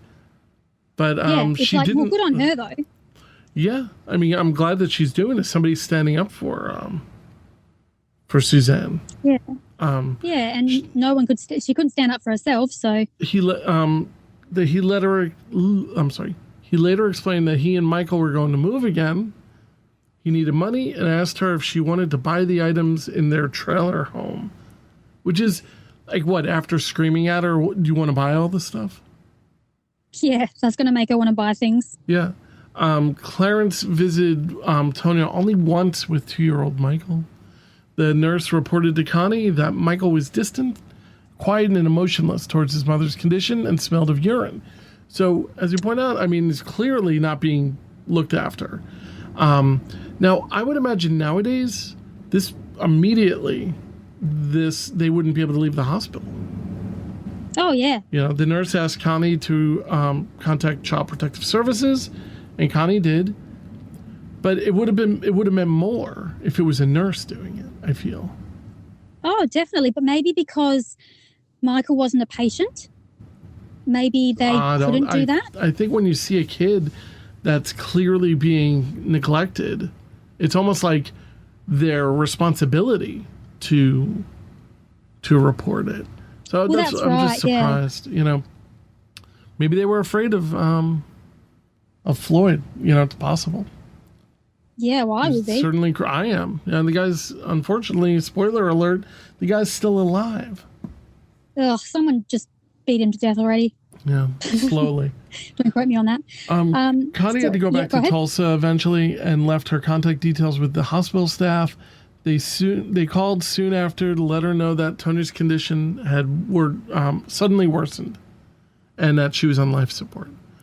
Do you want to talk about this? Because this is kind of crazy. Yeah. So coincidentally, this happened the day after Clarence had visited her. So Tonia was reported to be recovering, but suddenly after his visit, she rapidly declined. So the question is, did Clarence do something to her that night? Did he maybe smother her and manage to leave no evidence of tampering with her? How do we explain her sudden deterioration? Of course especially he did. After... He did something. I mean... Yeah. Yeah, he definitely did. I mean, only him and the nurses would have visited him, and the doctors would have visited her. So, obviously they're professionals, and he's an idiot. So, and he obviously told Connie he wanted to leave with Michael, not caring what happened to Tonia. Mm-hmm. And so he obviously found out that she wanted to leave with Michael and Kevin. He obviously found out, and so he just, didn't care what happened to her, and it was he proven, definitely did something. It was proven because the staff contacted him and said, you have to come and say your goodbyes. I mean, she's doing terribly. And he apparently said he couldn't come, just donate her organs and cremate her as soon as possible. What a caring and loving husband. There's so much love there. And the fact that he wanted her cremated quickly shows that it's possible that he was trying to get rid of any evidence against him. But they had already seen so much evidence against him with the bruising and... Oh, my God. Yeah. So Connie raced back to the hospital, but Tonia had passed away by the time that she got there. And she was only 23 years old at this point, when she passed. That's a lot. I mean, that's very young to have gone through all of this. Yeah. Poor thing. Connie was, of course, shocked and upset. Tonia's organs were donated to several people in need, which is something, I guess. It was very small silver lining that she was able to help people. Like, apparently a blind woman got her eyes, and I think a young kid got her heart or something. So, out of that terrible, terrible tragedy, she was still able to help a lot of people. So, yeah. Clarence apparently wasn't even going to pay for the funeral or a headstone. Connie, who was outraged, contacted the owner of the Passions Club, JR. And he very kindly and very generously paid for the funeral services. Yeah, so she was obviously well loved, So she should deserve a decent funeral and a headstone and somewhere for people to grieve. Yeah, I agree with you. So Tonia's body was autopsied before her cremation, so I'm glad they did that because it was, a mystery. Well, not really a mystery, but it was why she suddenly declined rapidly was a mystery. They discovered the following: multiple old bruises all over her body and fresh bruises to her lower back and legs, a previous fracture of her right shin bone. The severe impact to her head had caused her brain to sort of move forward in her skull. This resulted in her brain swelling and developing the huge hematoma that was on the base of her neck. So that's obviously from the hit. And there were also evidence of several pregnancies. We know that she had given birth to 3 children, though. Maybe she had some miscarriages or abortions that we don't know about. And obviously, as we previously mentioned, there were signs of the botched plastic surgery with the breast and the buttock implants.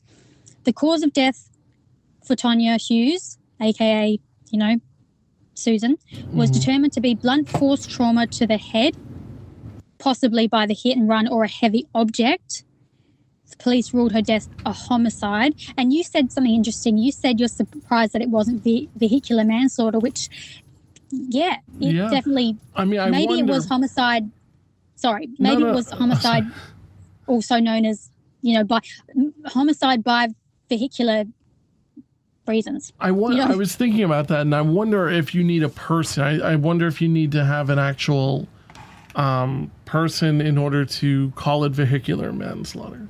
Oh, like an actual suspect. Yeah, yes. Yeah. So it's possible it's a homicide. That's true. That's very true. I mean, because homicide's very it's a very open word. Like it's, there's many ways to kill someone. So, homicide by vehicular means or whatever, or homicide by blunt force, homicide by stabbing, etc., etc. So it's laughable right now that planes are going over my house like every 2 minutes. That's okay. I've got buses going by continuously, so it's the noisiest just a whole lot of podcast noise ever. Today. Yeah, I don't know. Yeah, sorry everyone about the noise. Sorry. We're doing our best.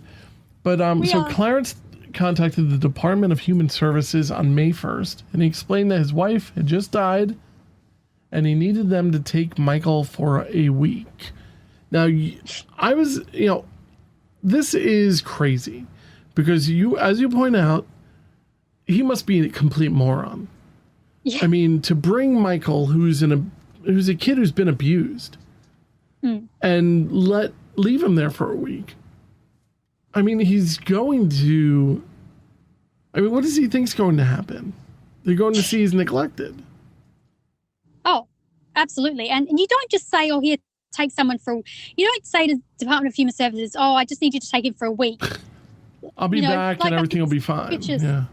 Yeah. Oh, what the heck? Like, oh. But he said he would pick him up again on May 7th. Yep. But as you also state, you're glad that he was so stupid, because all of a sudden Michael's case was taken very seriously, but was it really? I don't know if it was genuinely taken seriously. Well, he ended up being taken to a kind couple who were experienced with foster children. They had looked after 60 children in 6 years, so they knew what they were doing, and they probably came highly regarded. So in that regard, he was, at least he was placed somewhere where they knew that he would be. He did have after. A chance there. Yeah, and the names of the couple was Merrill and Ernest Bean, and they realised that Michael was the most difficult child they had fostered. He wasn't very verbal. He was, they said, developmentally delayed, and he would fly into sudden fits of rage. But they soon fell in love with him and realised that all he needed was love, attention, and a stable home life, which I think that Tonya could have given him with Kevin had they escaped, or if Clarence and Warren Floyd wasn't such an idiot. But do you think that I'll just call her Suzanne. Do you think Suzanne would have been able to actually escape? Well, no, I think that Clarence would have done anything. That's why I think he could possibly be involved in the hit and run. Like I said, maybe it wasn't even a hit and run. Maybe he didn't fall asleep in the hotel. Maybe he followed her and hit her over the head with something. It's possible. And, made it look like a hit and run or something, because hematomas can come from a lot of things, and the bruises can come from punching and beating someone, not just from a car. So, it's very open-ended on what really happened to Suzanne. I don't have a lot of faith that she'd be able to actually exit, to go and actually leave Clarence. Oh, I think he'd find her. Yeah, so I think he'd definitely find her. This guy's a lunatic. He is. So so Michael was with this very nice couple, and let's see, Connie followed up with the police in Department of Human Services on May 2nd. Police couldn't tell her certain information, like Tonya's autopsy report, so she left feeling like they were ignoring her. But she learned that Michael was now in foster care, which is a good thing. I mean, it must have made her feel really relieved. Yeah, relieved. And doesn't have to worry so much about Michael. And it's like Connie's just a friend. It's crazy. When Clarence went to get Michael, they explained that the DA's office had filed a report claiming that Michael was a deprived child and should become ward of the court, which is the best thing that could have happened to him. Yes, but Clarence wouldn't have liked to have heard that because it meant that it wasn't in control of the situation. He was now no longer in control of Michael, so He would have hated that. May 4th came, and Tonya's funeral was on that day. which is, kind of a quick thing. I mean, when was she hit? May 1st, right? No, she was hit April 30th. Oh, I'm sorry. So, yeah. When did she pass away? She passed away on the 1st. Yes. First or the... Yes. Yes, first. Yes. Clarence, of course, insisted on a closed casket, which is, I don't know. What is this guy's deal? When Clarence arrived, that he had dyed his hair red, and he had two sheriff deputies with him. Now, what is the deal with that? Like, were they his friends from this club that he was in? Oh, sorry, you cut out then. Sorry. Oh, I'm sorry. Now, with the two sheriff deputies, do you think that these were two friends of his? Or do you think that they were there to watch him? Oh, I don't know. Because they did seize her coffin after the funeral, and they wouldn't release it until the investigation into her death was complete, and Clarence appeared to be a suspect. So I don't know. They said, because Clarence said that their bodyguards, that these sheriff deputies were his bodyguards. So you know what, it could have been another one of his lies that he could have paid two people to that's true. dress up as sheriff deputies. And that's a federal offense, actually. Well, there you go. He's not helping himself. But maybe maybe Connie had something to do with it. Maybe Connie insisted that, police be at the funeral. Or maybe he knew them. It's possible they were there to, do all this, and he knew them through that thing he belonged to. Yeah, the fraternal police organization. Yes, true. But and he, I don't know if you mentioned this, sorry, but he dyed his hair red. Yeah. And then he spoke at his wife's funeral saying, quote, "They all didn't know her. She had secrets that they would never know about. Leave it all alone." What unquote. Is that? Like, who says that? A psycho. Now, on top of it, to hide. To add to the whole craziness of this person, he placed a picture on her casket. The photo was a young girl, about 5 years old, sitting on an older man's lap. That older man is him. And the little girl is Suzanne. A.K.A. Sharon Marshall, a.k.a. Tonya Hughes. Yeah, which... so people just started kind of noticing that they must have known her since... He must have known her since she was a little girl, even though that they were married. Ugh. It's just so gross. But I think that this is all part of his game. And to see if he can get away with things. Yeah, exactly. Yeah. And you're exactly right. It's like his power trip. And as you said, police seized her coffin after the funeral and wouldn't release it until the investigation into her death was complete. Clarence appeared to be a suspect in his wife's death. Yes. Now, so I did have, going back to Tonya's hit and run, or Suzanne's hit and run. So there are several quick theories that I had. I've already sort of discussed one where it could have just been an accident. She was walking around the highway at midnight, not properly lit. The car didn't see her. She couldn't get out the path. She was listening to the Walkman. Is it too much of a coincidence that she planned to leave Clarence and then she's suddenly severely injured like that? But, like you said, you can't rule out accidents happen all the time, because they most certainly do, especially on a dark freeway. Right. But when her body was found and she was still alive but unconscious, there were flakes of red paint around. There was an antenna, a car windscreen wiper, as well at the scene. And I mean, I did say before maybe it was staged to look like a hit and run, it just but Clarence seems didn't too own a red car. He seems like a dope. Yeah. He really does. Yes. He didn't own a red car, so the flakes of red paint, don't know where they came from. He had a blue Oldsmobile with no damage to it. Like I said, maybe he hit her in the head with something heavy. It takes a lot of effort. He obviously didn't want her to get away. But lastly, this is a bit out there, but I did sort of go back to Clarence's old friend, David Dial. Maybe he was back in touch with him, Clarence being Floyd, and informed him of Tonya's plan to leave him. Maybe he actually convinced David to run down Tonya, knowing that she would have gone out for groceries. I mean, did Dial have a red car? Was he ever questioned?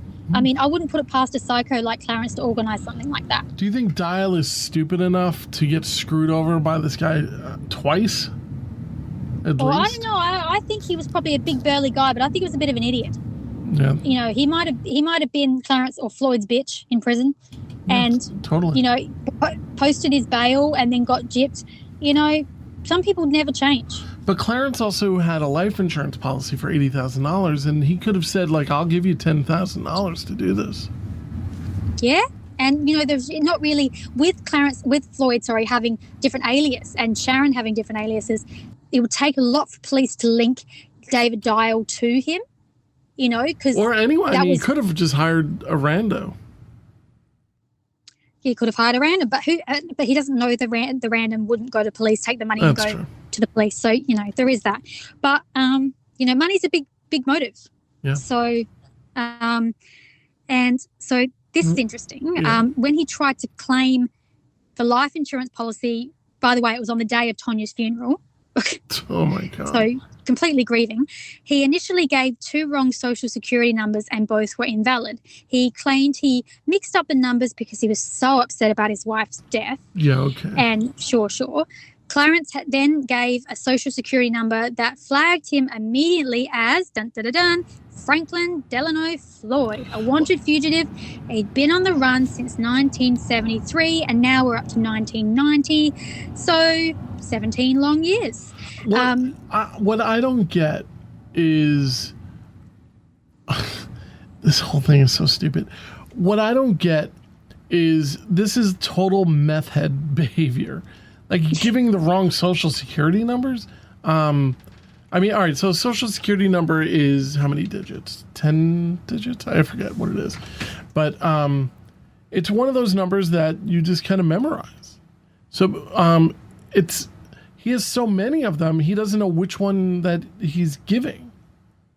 Yeah, he's like wakes up and goes, which alias am I using today? Am I Clarence? Am I Warren? Who the hell am I? Right, and he's lost track. The whole thing is so crazy. But the operator sort of gave it up his Tony. He basically Floyd or Clarence knew that the operator was suspicious, and suddenly he'd been flagged because his tone changed and he must have been very nervous. Right. And he claimed and lied to Clarence, saying that everything was in order. But Floyd became suspicious. He hung up and he fled. So, but was he that money hungry that he would give his own social security number away knowing that he was a fugitive? It just doesn't make sense. He might have slipped up. He might have been like, well, there's no other number except for this one. Yeah, I guess if he kept giving fake numbers, that would have been even more like, you know, suspicious.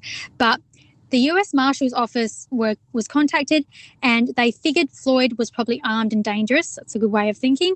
And they were trying to build a case against him in Tonya's death. Kevin, so was Tonya's boyfriend at the time, even spoke to police about Clarence's control over Tonya.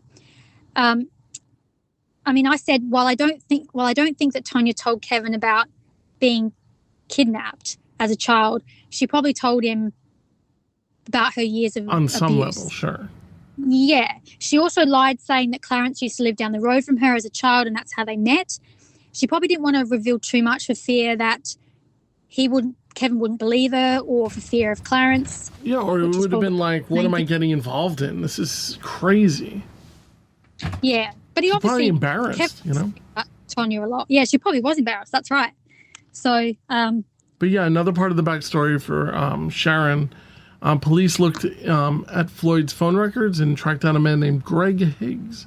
Higgs was a 20-year-old waiter who worked with Sharon in 1986, and they began a relationship.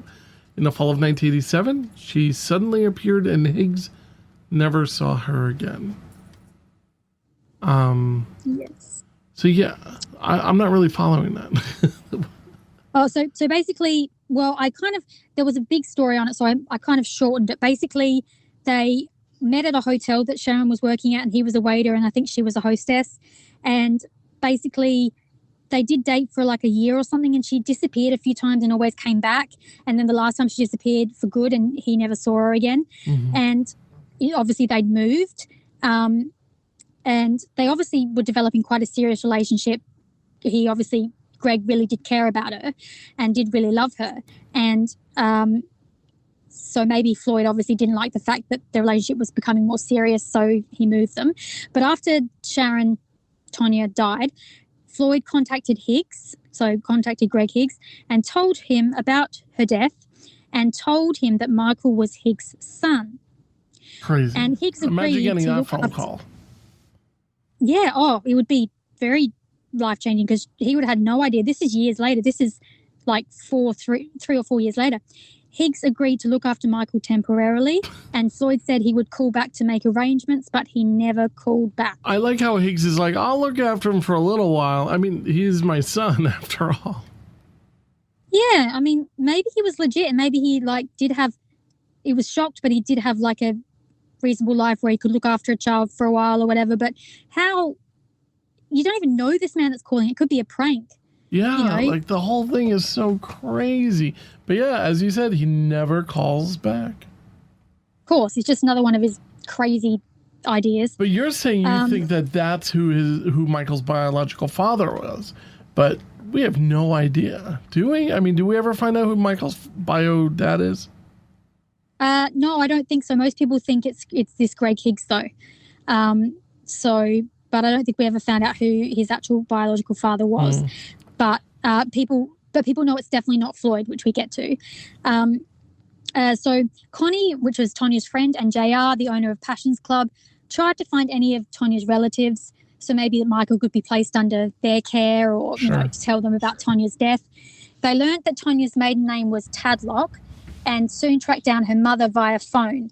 However, this was crazy. When I was reading this, I was like, all right, maybe we're getting somewhere. Yeah, I thought so too, and we're very wrong.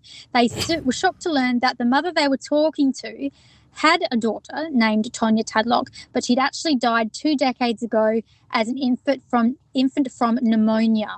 So basically, Tonya Tadlock was just another random alias that she'd used before she got married and became Tonya Dawn Hughes. Or she knew that an infant had died, and she just stole the name, maybe the social.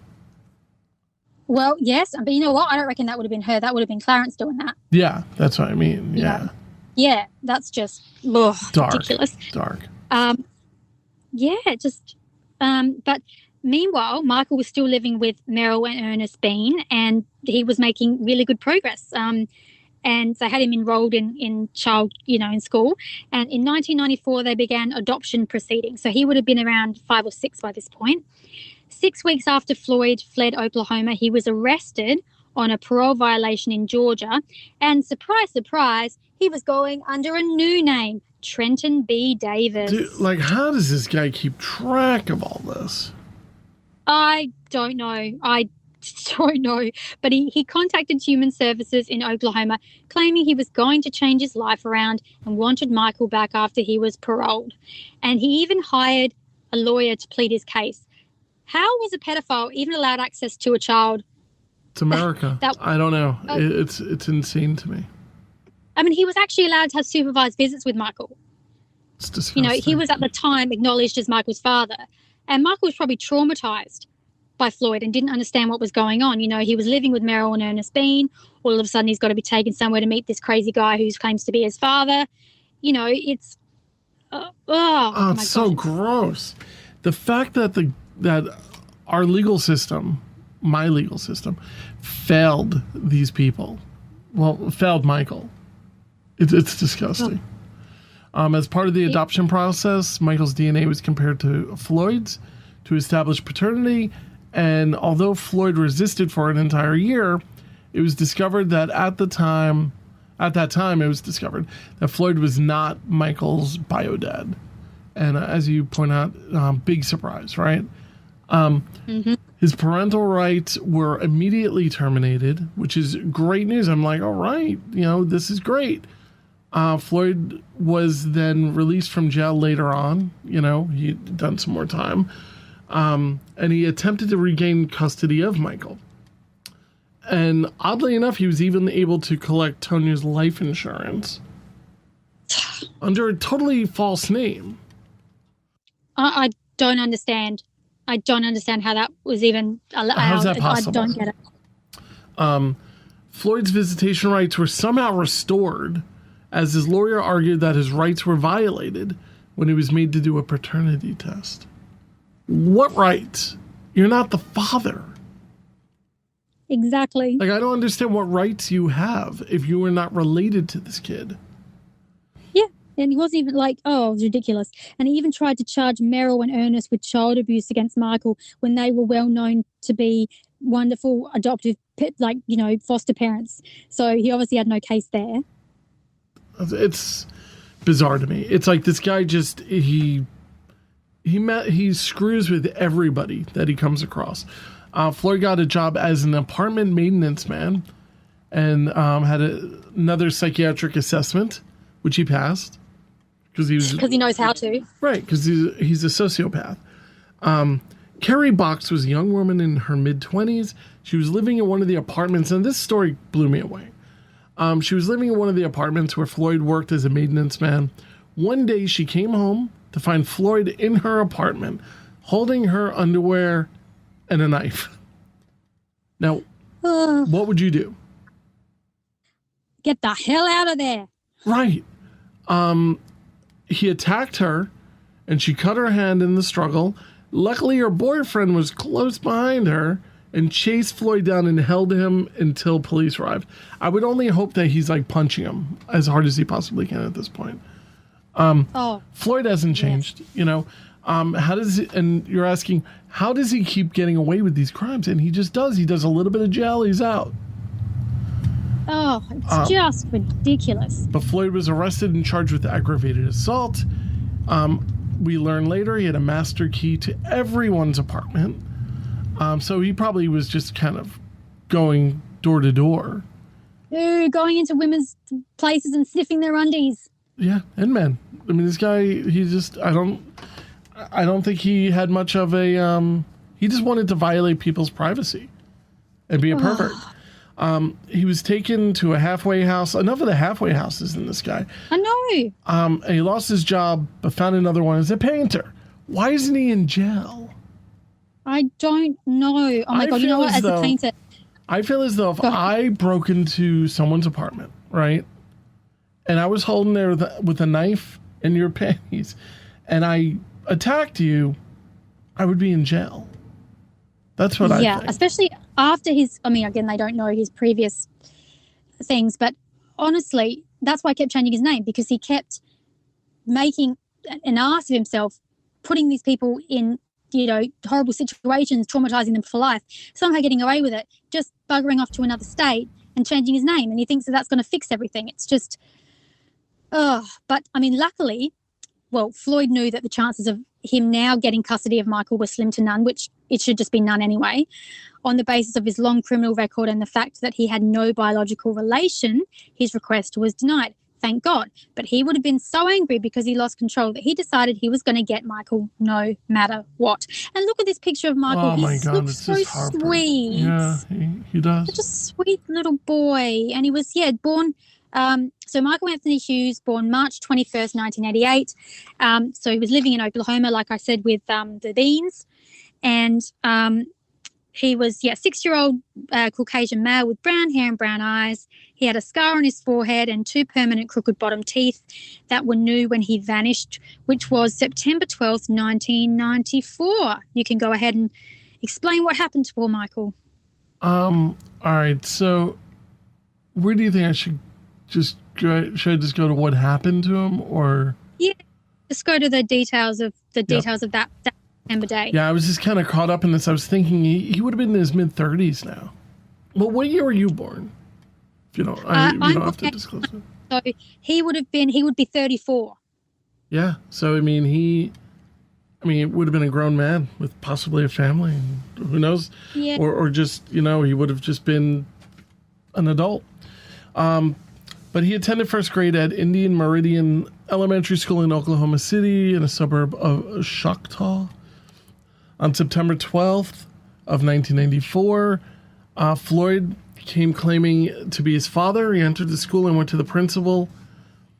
In the segment, this is really an eye-opening Unsolved Mystery segment because we actually have the real principal doing the reenactment. Mm-hmm. And as you point out, it was very brave of him to do this. Yeah. I was thinking, I'm glad that he didn't quit his job. I'm assuming they remained a principal.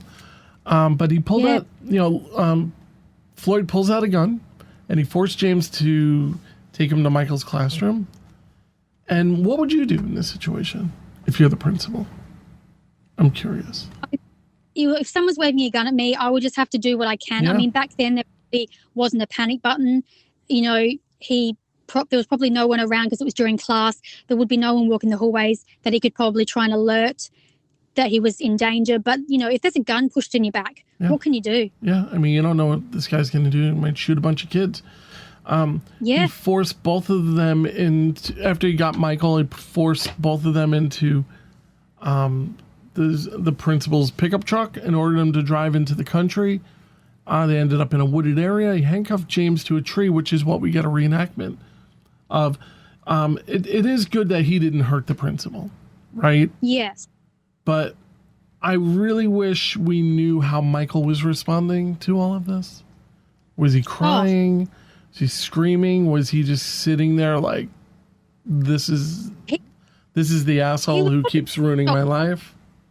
Yeah, he probably recognized him from I don't know how long it was between his supervised visits to when he saw him again to that day. But, little kids, they are quite impressionable. They mostly have a good memory. So he would know, he just would be totally shocked and then be fearful. He'd know the principal. So he'd be like, what's going on? This isn't my father. This isn't, where am I going? Where am I being taken? Mm-hmm. He would have been feeling so many things. And he was also, Floyd had a gun in his pocket. It's not like he was pointing a gun at them. So, I mean, if James, the principal, just left, he could have even said to somebody, I'm just running out. Like, it wouldn't be so suspicious. But leaving with I don't know. This whole thing seems so suspicious. Yeah, I mean, he would have had to go into the classroom and say, can I see Michael for a minute? Was the gun pushed on his back then, or was he just... because I think Floyd did show him the gun and he said basically, I'm prepared to die and if you don't follow my instructions, you won't live either. So he was really, I think he would probably be one of those principals that would sacrifice himself for students. Yeah, he sounds like a good person. He really does. Yeah, yeah. And I mean, 5 hours later, luckily the principal was rescued from the woods where he was handcuffed, but there was no sign of Floyd and Michael for 2 months. Well, of Floyd for 2 months. In November, Floyd was arrested in Louisville, Kentucky. Police notified the transportation department in several states about Floyd and his many aliases, which is a good idea. So that meant that if Floyd tried to renew his registration or his license in any of those states where he was known to have once lived, the police would be alerted, which I think is a great idea. Yeah. So Floyd was working as a used car salesman and he was expecting his new car papers via FedEx. But instead, the police showed up and arrested him in the car park lot. And I was like, LOL, sucks to be you right now. And it was short-lived because he was found with what? Well, he was found without Michael. No, but I mean, aside from that, when they searched him, the paperwork that they had. Oh, yes. So not only was Michael not there, but when police searched him, now this is really creepy, they found out the current information of the 4-year-old girl he had sexually abused in the bowling alley all those years ago, which I believe was the early 70s. How would he even have got that information? That is like 2,000% on the creepometer. It's crazy. How did he get that? That is, oh. Well, I guess, I mean, it's disgusting. I don't understand why this guy's breathing the same air we're breathing. Authorities received conflicting reports as to what has happened to Michael. Floyd repeatedly told his sister Dorothy that he drowned the child in a motel bathtub in Georgia. Shortly after the kidnapping, another person claimed that he saw Floyd bury Michael's body in a cemetery. That's a weird one. Like, who's claiming to have seen him at a cemetery? Yeah, it's a pretty big claim. people will say anything though sometimes to get attention. I hate to say, but you know, yeah. But other sources reported that Floyd had stated that Michael was still alive and safe, and he actually says it, I think, on the Unsolved Mysteries cast. Like they show some news. I just want to slap him. Ugh. But he refuses to disclose where Michael is or who's caring for him. Yeah, what does he say? He goes, "It's none of your business where he's at. You don't have the right to love and care for him because he ain't yours." It's a pretty good Southern accent. Thank you. Thank you. Well, I mean, I'm sorry, Floyd, but he's not yours either. You know, it makes it just this You're whole... not even related to him, you moron. Oh, and the fact that he just feels so entitled and smug and like, I'm in jail, but I still have powers over you. I still have control. I ain't going to tell you nothing. It's like, what? Oh. Yeah, this is all crazy. The police tracked down a woman named Rebecca Barr, who's a friend of Floyd's from his childhood. And she agrees to cooperate with the FBI and contact Floyd. But apparently she falls in love with Floyd and stops cooperating. So thanks a lot, Rebecca Barr. You're a complete loser.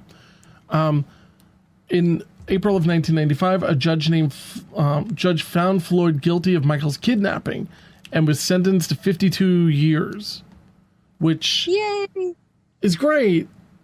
But this all could have been avoided if they had given him a proper prison sentence for attacking a 4-year-old girl, for all of these other things that he's done. Robbing a bank, escaping prison. It's embarrassing that this is the state of the legal process. The legal process has failed, and I feel as though the legal process has blood on their hands. Absolutely. Absolutely. But it's about time he received a long jail. I just can't believe that it took that long. I don't care how many aliases he had. I don't care. It just slipped through the cracks again and again. Oh. But because he wants to hold on to one little scrap of information, he refuses to divulge where Michael is. But he keeps claiming that he's alive and safe. Yep, and he refused to talk about Tonya and the background of their relationship and her death, etc., etc. Now, this bit is... So there is a bit of a trigger warning coming up. It's just not a nice image. So if you want to maybe go ahead a couple of minutes, that would be fine. But in March 1995, police found the principal, so the principal that was tied to the tree that day, they found the principal's stolen truck that Floyd took the day of Michael's kidnapping. It was actually eventually sold to a mechanic who one day was servicing it and found a manila envelope taped underneath the gas tank. When he opened it, he immediately took it to the police, who in turn contacted the FBI. Inside the envelope were 97 child pornographic photos. Yeah. Very disgusting. And they were there were similar things that were probably on those black VHS tapes that I mentioned. Yeah, our mind immediately goes to that, right? Yeah, that were found in Clarence and Sharon's trailer that when Jennifer stayed over. So these photos included several young girls from toddler to teens, nude children involved in various sex acts. Some were dressed provocatively and some were naked. One of the girls was identified as Sharon Marshall, a.k.a. Tonya Hughes, a.k.a. Suzanne. Lastly, some photos showed a young woman who was blindfolded. Her hands were bound and she was very badly beaten. One photo showed her position so her vagina and anus were in full view, and there were burn marks around her anus. She looked like she was barely alive. So these are people being tortured. Yeah. And I mean, you just wonder, who are these children? Obviously, one of them's been identified, but they also wanted to know more about Sharon Marshall, Tonya Hughes. They managed to track down Sharon's best friend, Jennifer, who told them everything that she knew about Sharon, which would be she'd be very shocked and upset when she learnt from police the real Sharon, like what really happened to her. Like, I believe that Sharon was who she really was. She never, apart from changing names, her personality was always the same. But what happened to her would be extremely shocking for Jennifer to learn, not to mention the fact that she's no longer alive. So, but do you want to talk about Cheryl Ann Comesso. Sure. Special Agent Fitzpatrick realized that there was another victim of Floyd's from the last set of photos. They searched Jane Doe's in several states to fit the woman's description and eventually got a hit. The photos matched the Jane Doe and had been found off a Florida highway a year previously. She was identified through dental records as Cheryl Ann Comesso. She was badly beaten with fractures to her face. There were 2 gunshot holes in the back of her skull. Her clothes that were found at the scene matched the ones that the girl was wearing in the photos. Many of the pictures contain images of furniture and other belongings that identified as belonging to Floyd. So we have a photo of Cheryl Ann where it's not her. Very 80s. But yeah, she's very 80s, and we don't know too much about her background, right? No, not really. So the evidence was, the evidence was mounting against Floyd. But we said before, like, why would he hide such incriminating photos under the van? But I think, like we said before, he's just someone that's trying to push the boundaries, trying to get away with it. But, so when they try and find out a bit about Cheryl, she does seem kind of like there's not much information on her. I'm sure there probably would be more in the book, but like I said, I haven't seen it. Right. You know, love to get a hold of that book. I'm going to try and look for it. But so Cheryl. So at the time of Tonya's death, the couple, when I say the couple, obviously I mean Tonya and Clarence, but it's more likely just Clarence or Floyd. They were suspects in Cheryl's 1989 disappearance. She was a former co-worker of Tonya's in Tampa, Florida. So, like I said, I don't think Tonya was actually involved in Cheryl's disappearance. Like, I don't think she was the one to harm her in any way, but no. She might have knew some information. So Cheryl was a high school dropout and she became an exotic dancer. She danced under the name Stevie. She wanted to become a porn star and make it to Hollywood. And Clarence, using one of his charming, witty ways, he used a lie and said that he had connections in the entertainment industry. He convinced Cheryl to pose nude and participate in a film with Tonya on the beach where they engaged in sex acts. And you're right, you knew it was coming. Yeah. Because what else could you do? She ended up living with Clarence, Tonya, and Michael for a short while. So obviously she fell for his I'm in the entertainment industry, I can get you work, blah, blah, blah, sort of line. So one night on Clarence's boat, he apparently had a boat. Yeah. I'm like, where did this boat come from? Like, I don't have a boat. This guy has everything. He probably like rented it and it's not even his, but he tried to make sexual advances towards Cheryl. When she refused, he tried to choke her. She managed to escape by jumping off the boat. She was really mad and moved out and back in with her father. So as revenge, which is a pretty ballsy move on her behalf, she reported Tonya and Clarence for misstating their income. So basically, Tonya was making a lot of money at the club, but they were also getting benefits on top of that, so which is obviously illegal. So that subsequently resulted in Tonya losing her government benefits. And because Clarence was all about money, he was furious. So and some of the club's workers witnessed an altercation between him and Cheryl, which resulted in Cheryl being punched in the face. She managed to escape him again, and when a coworker yelled for the bouncer to help her, she managed to escape him when being helped by a bouncer. Just a week later, April 1989, Cheryl had disappeared. You write, not a coincidence. It's definitely not a coincidence. In May of 1989, her red Corvette was found at the airport. Clarence and Tonya fled to Oklahoma shortly after she disappeared, and her trailer was burned to the ground in what was ruled as intentional arson. Now, I do think that Tonya had nothing to do with the abuse, but I'm sure she knew about it. Oh, yeah. And I mean, what happened to the bloody boat? Did they try and burn that down too?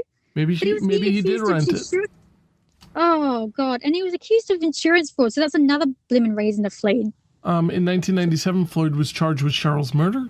In 2001, while waiting the trial, Judge Nancy Lay ruled that Floyd was incompetent to stand trial and ordered him to undergo further mental evaluation. And this seems to be the way he gets out of things. Yeah. But as you point out, he might have psychological issues, but he's still guilty of murder.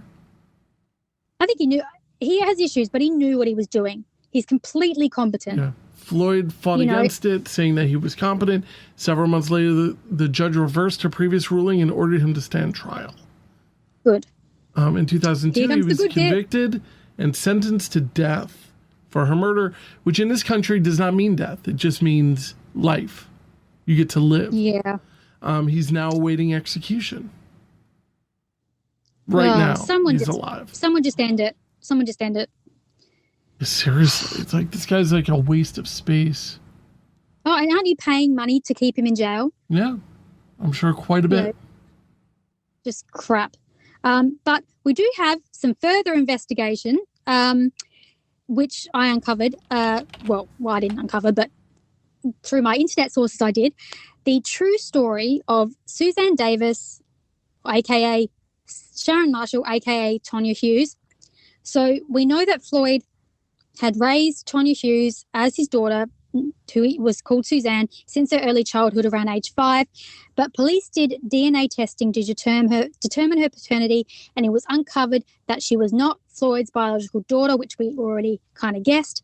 When questioned, Floyd kept changing his story, which, again, doesn't surprise me. One inconsistency, he stated that he rescued Hughes when she was abandoned by her biological parents. But who would believe him, because it's obviously not credible. But so for years, no one knew who this pretty little girl was that had lost her life so suddenly.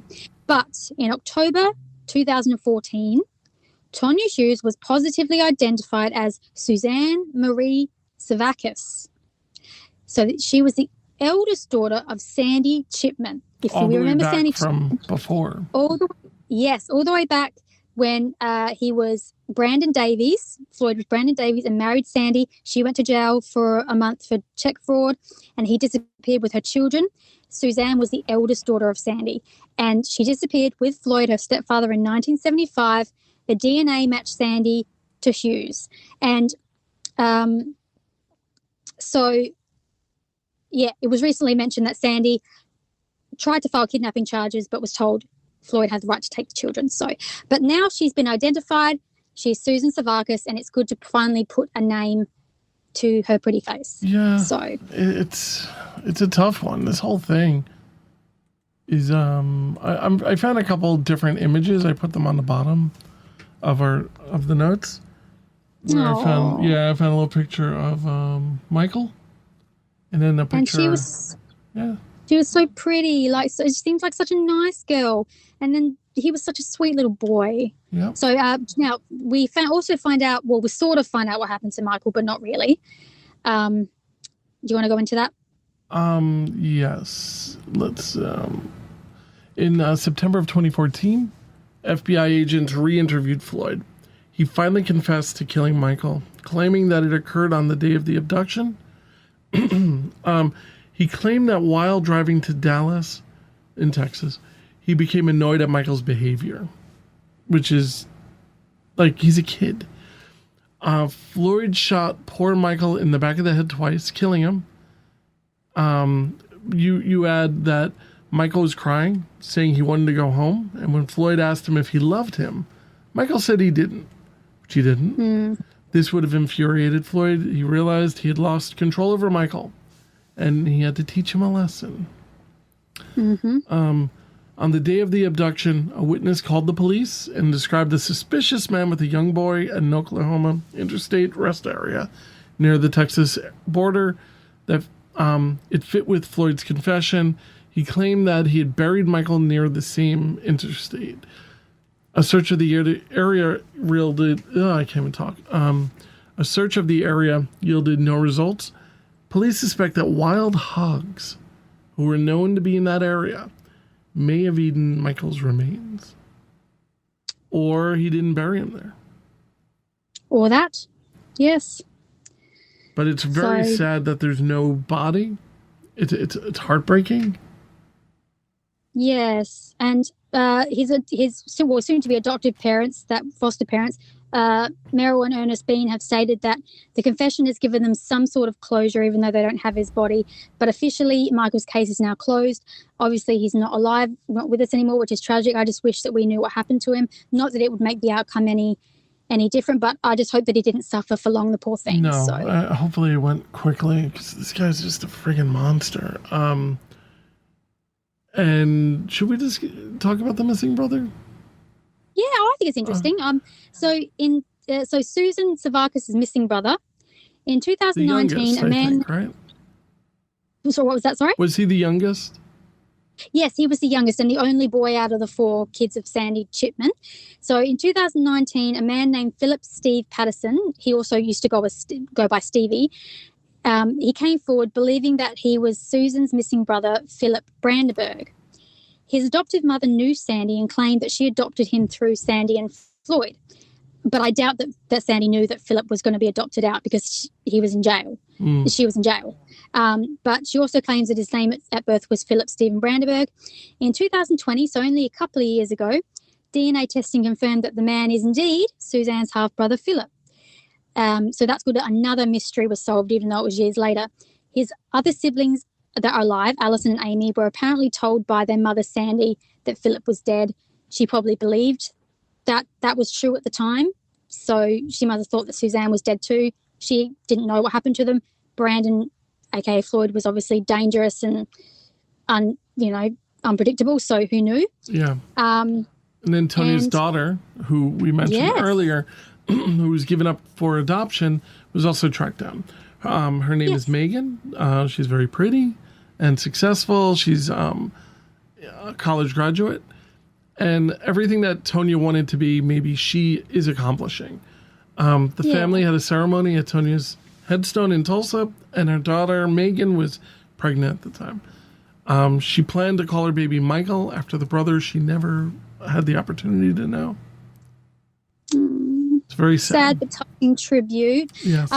But like I said, a credit to a fantastic source. The book, A Beautiful Child, by investigative journalist Matt Burback, who was actually at the ceremony and actually met Tonya's daughter, Megan, and, everyone who cared about Tonya.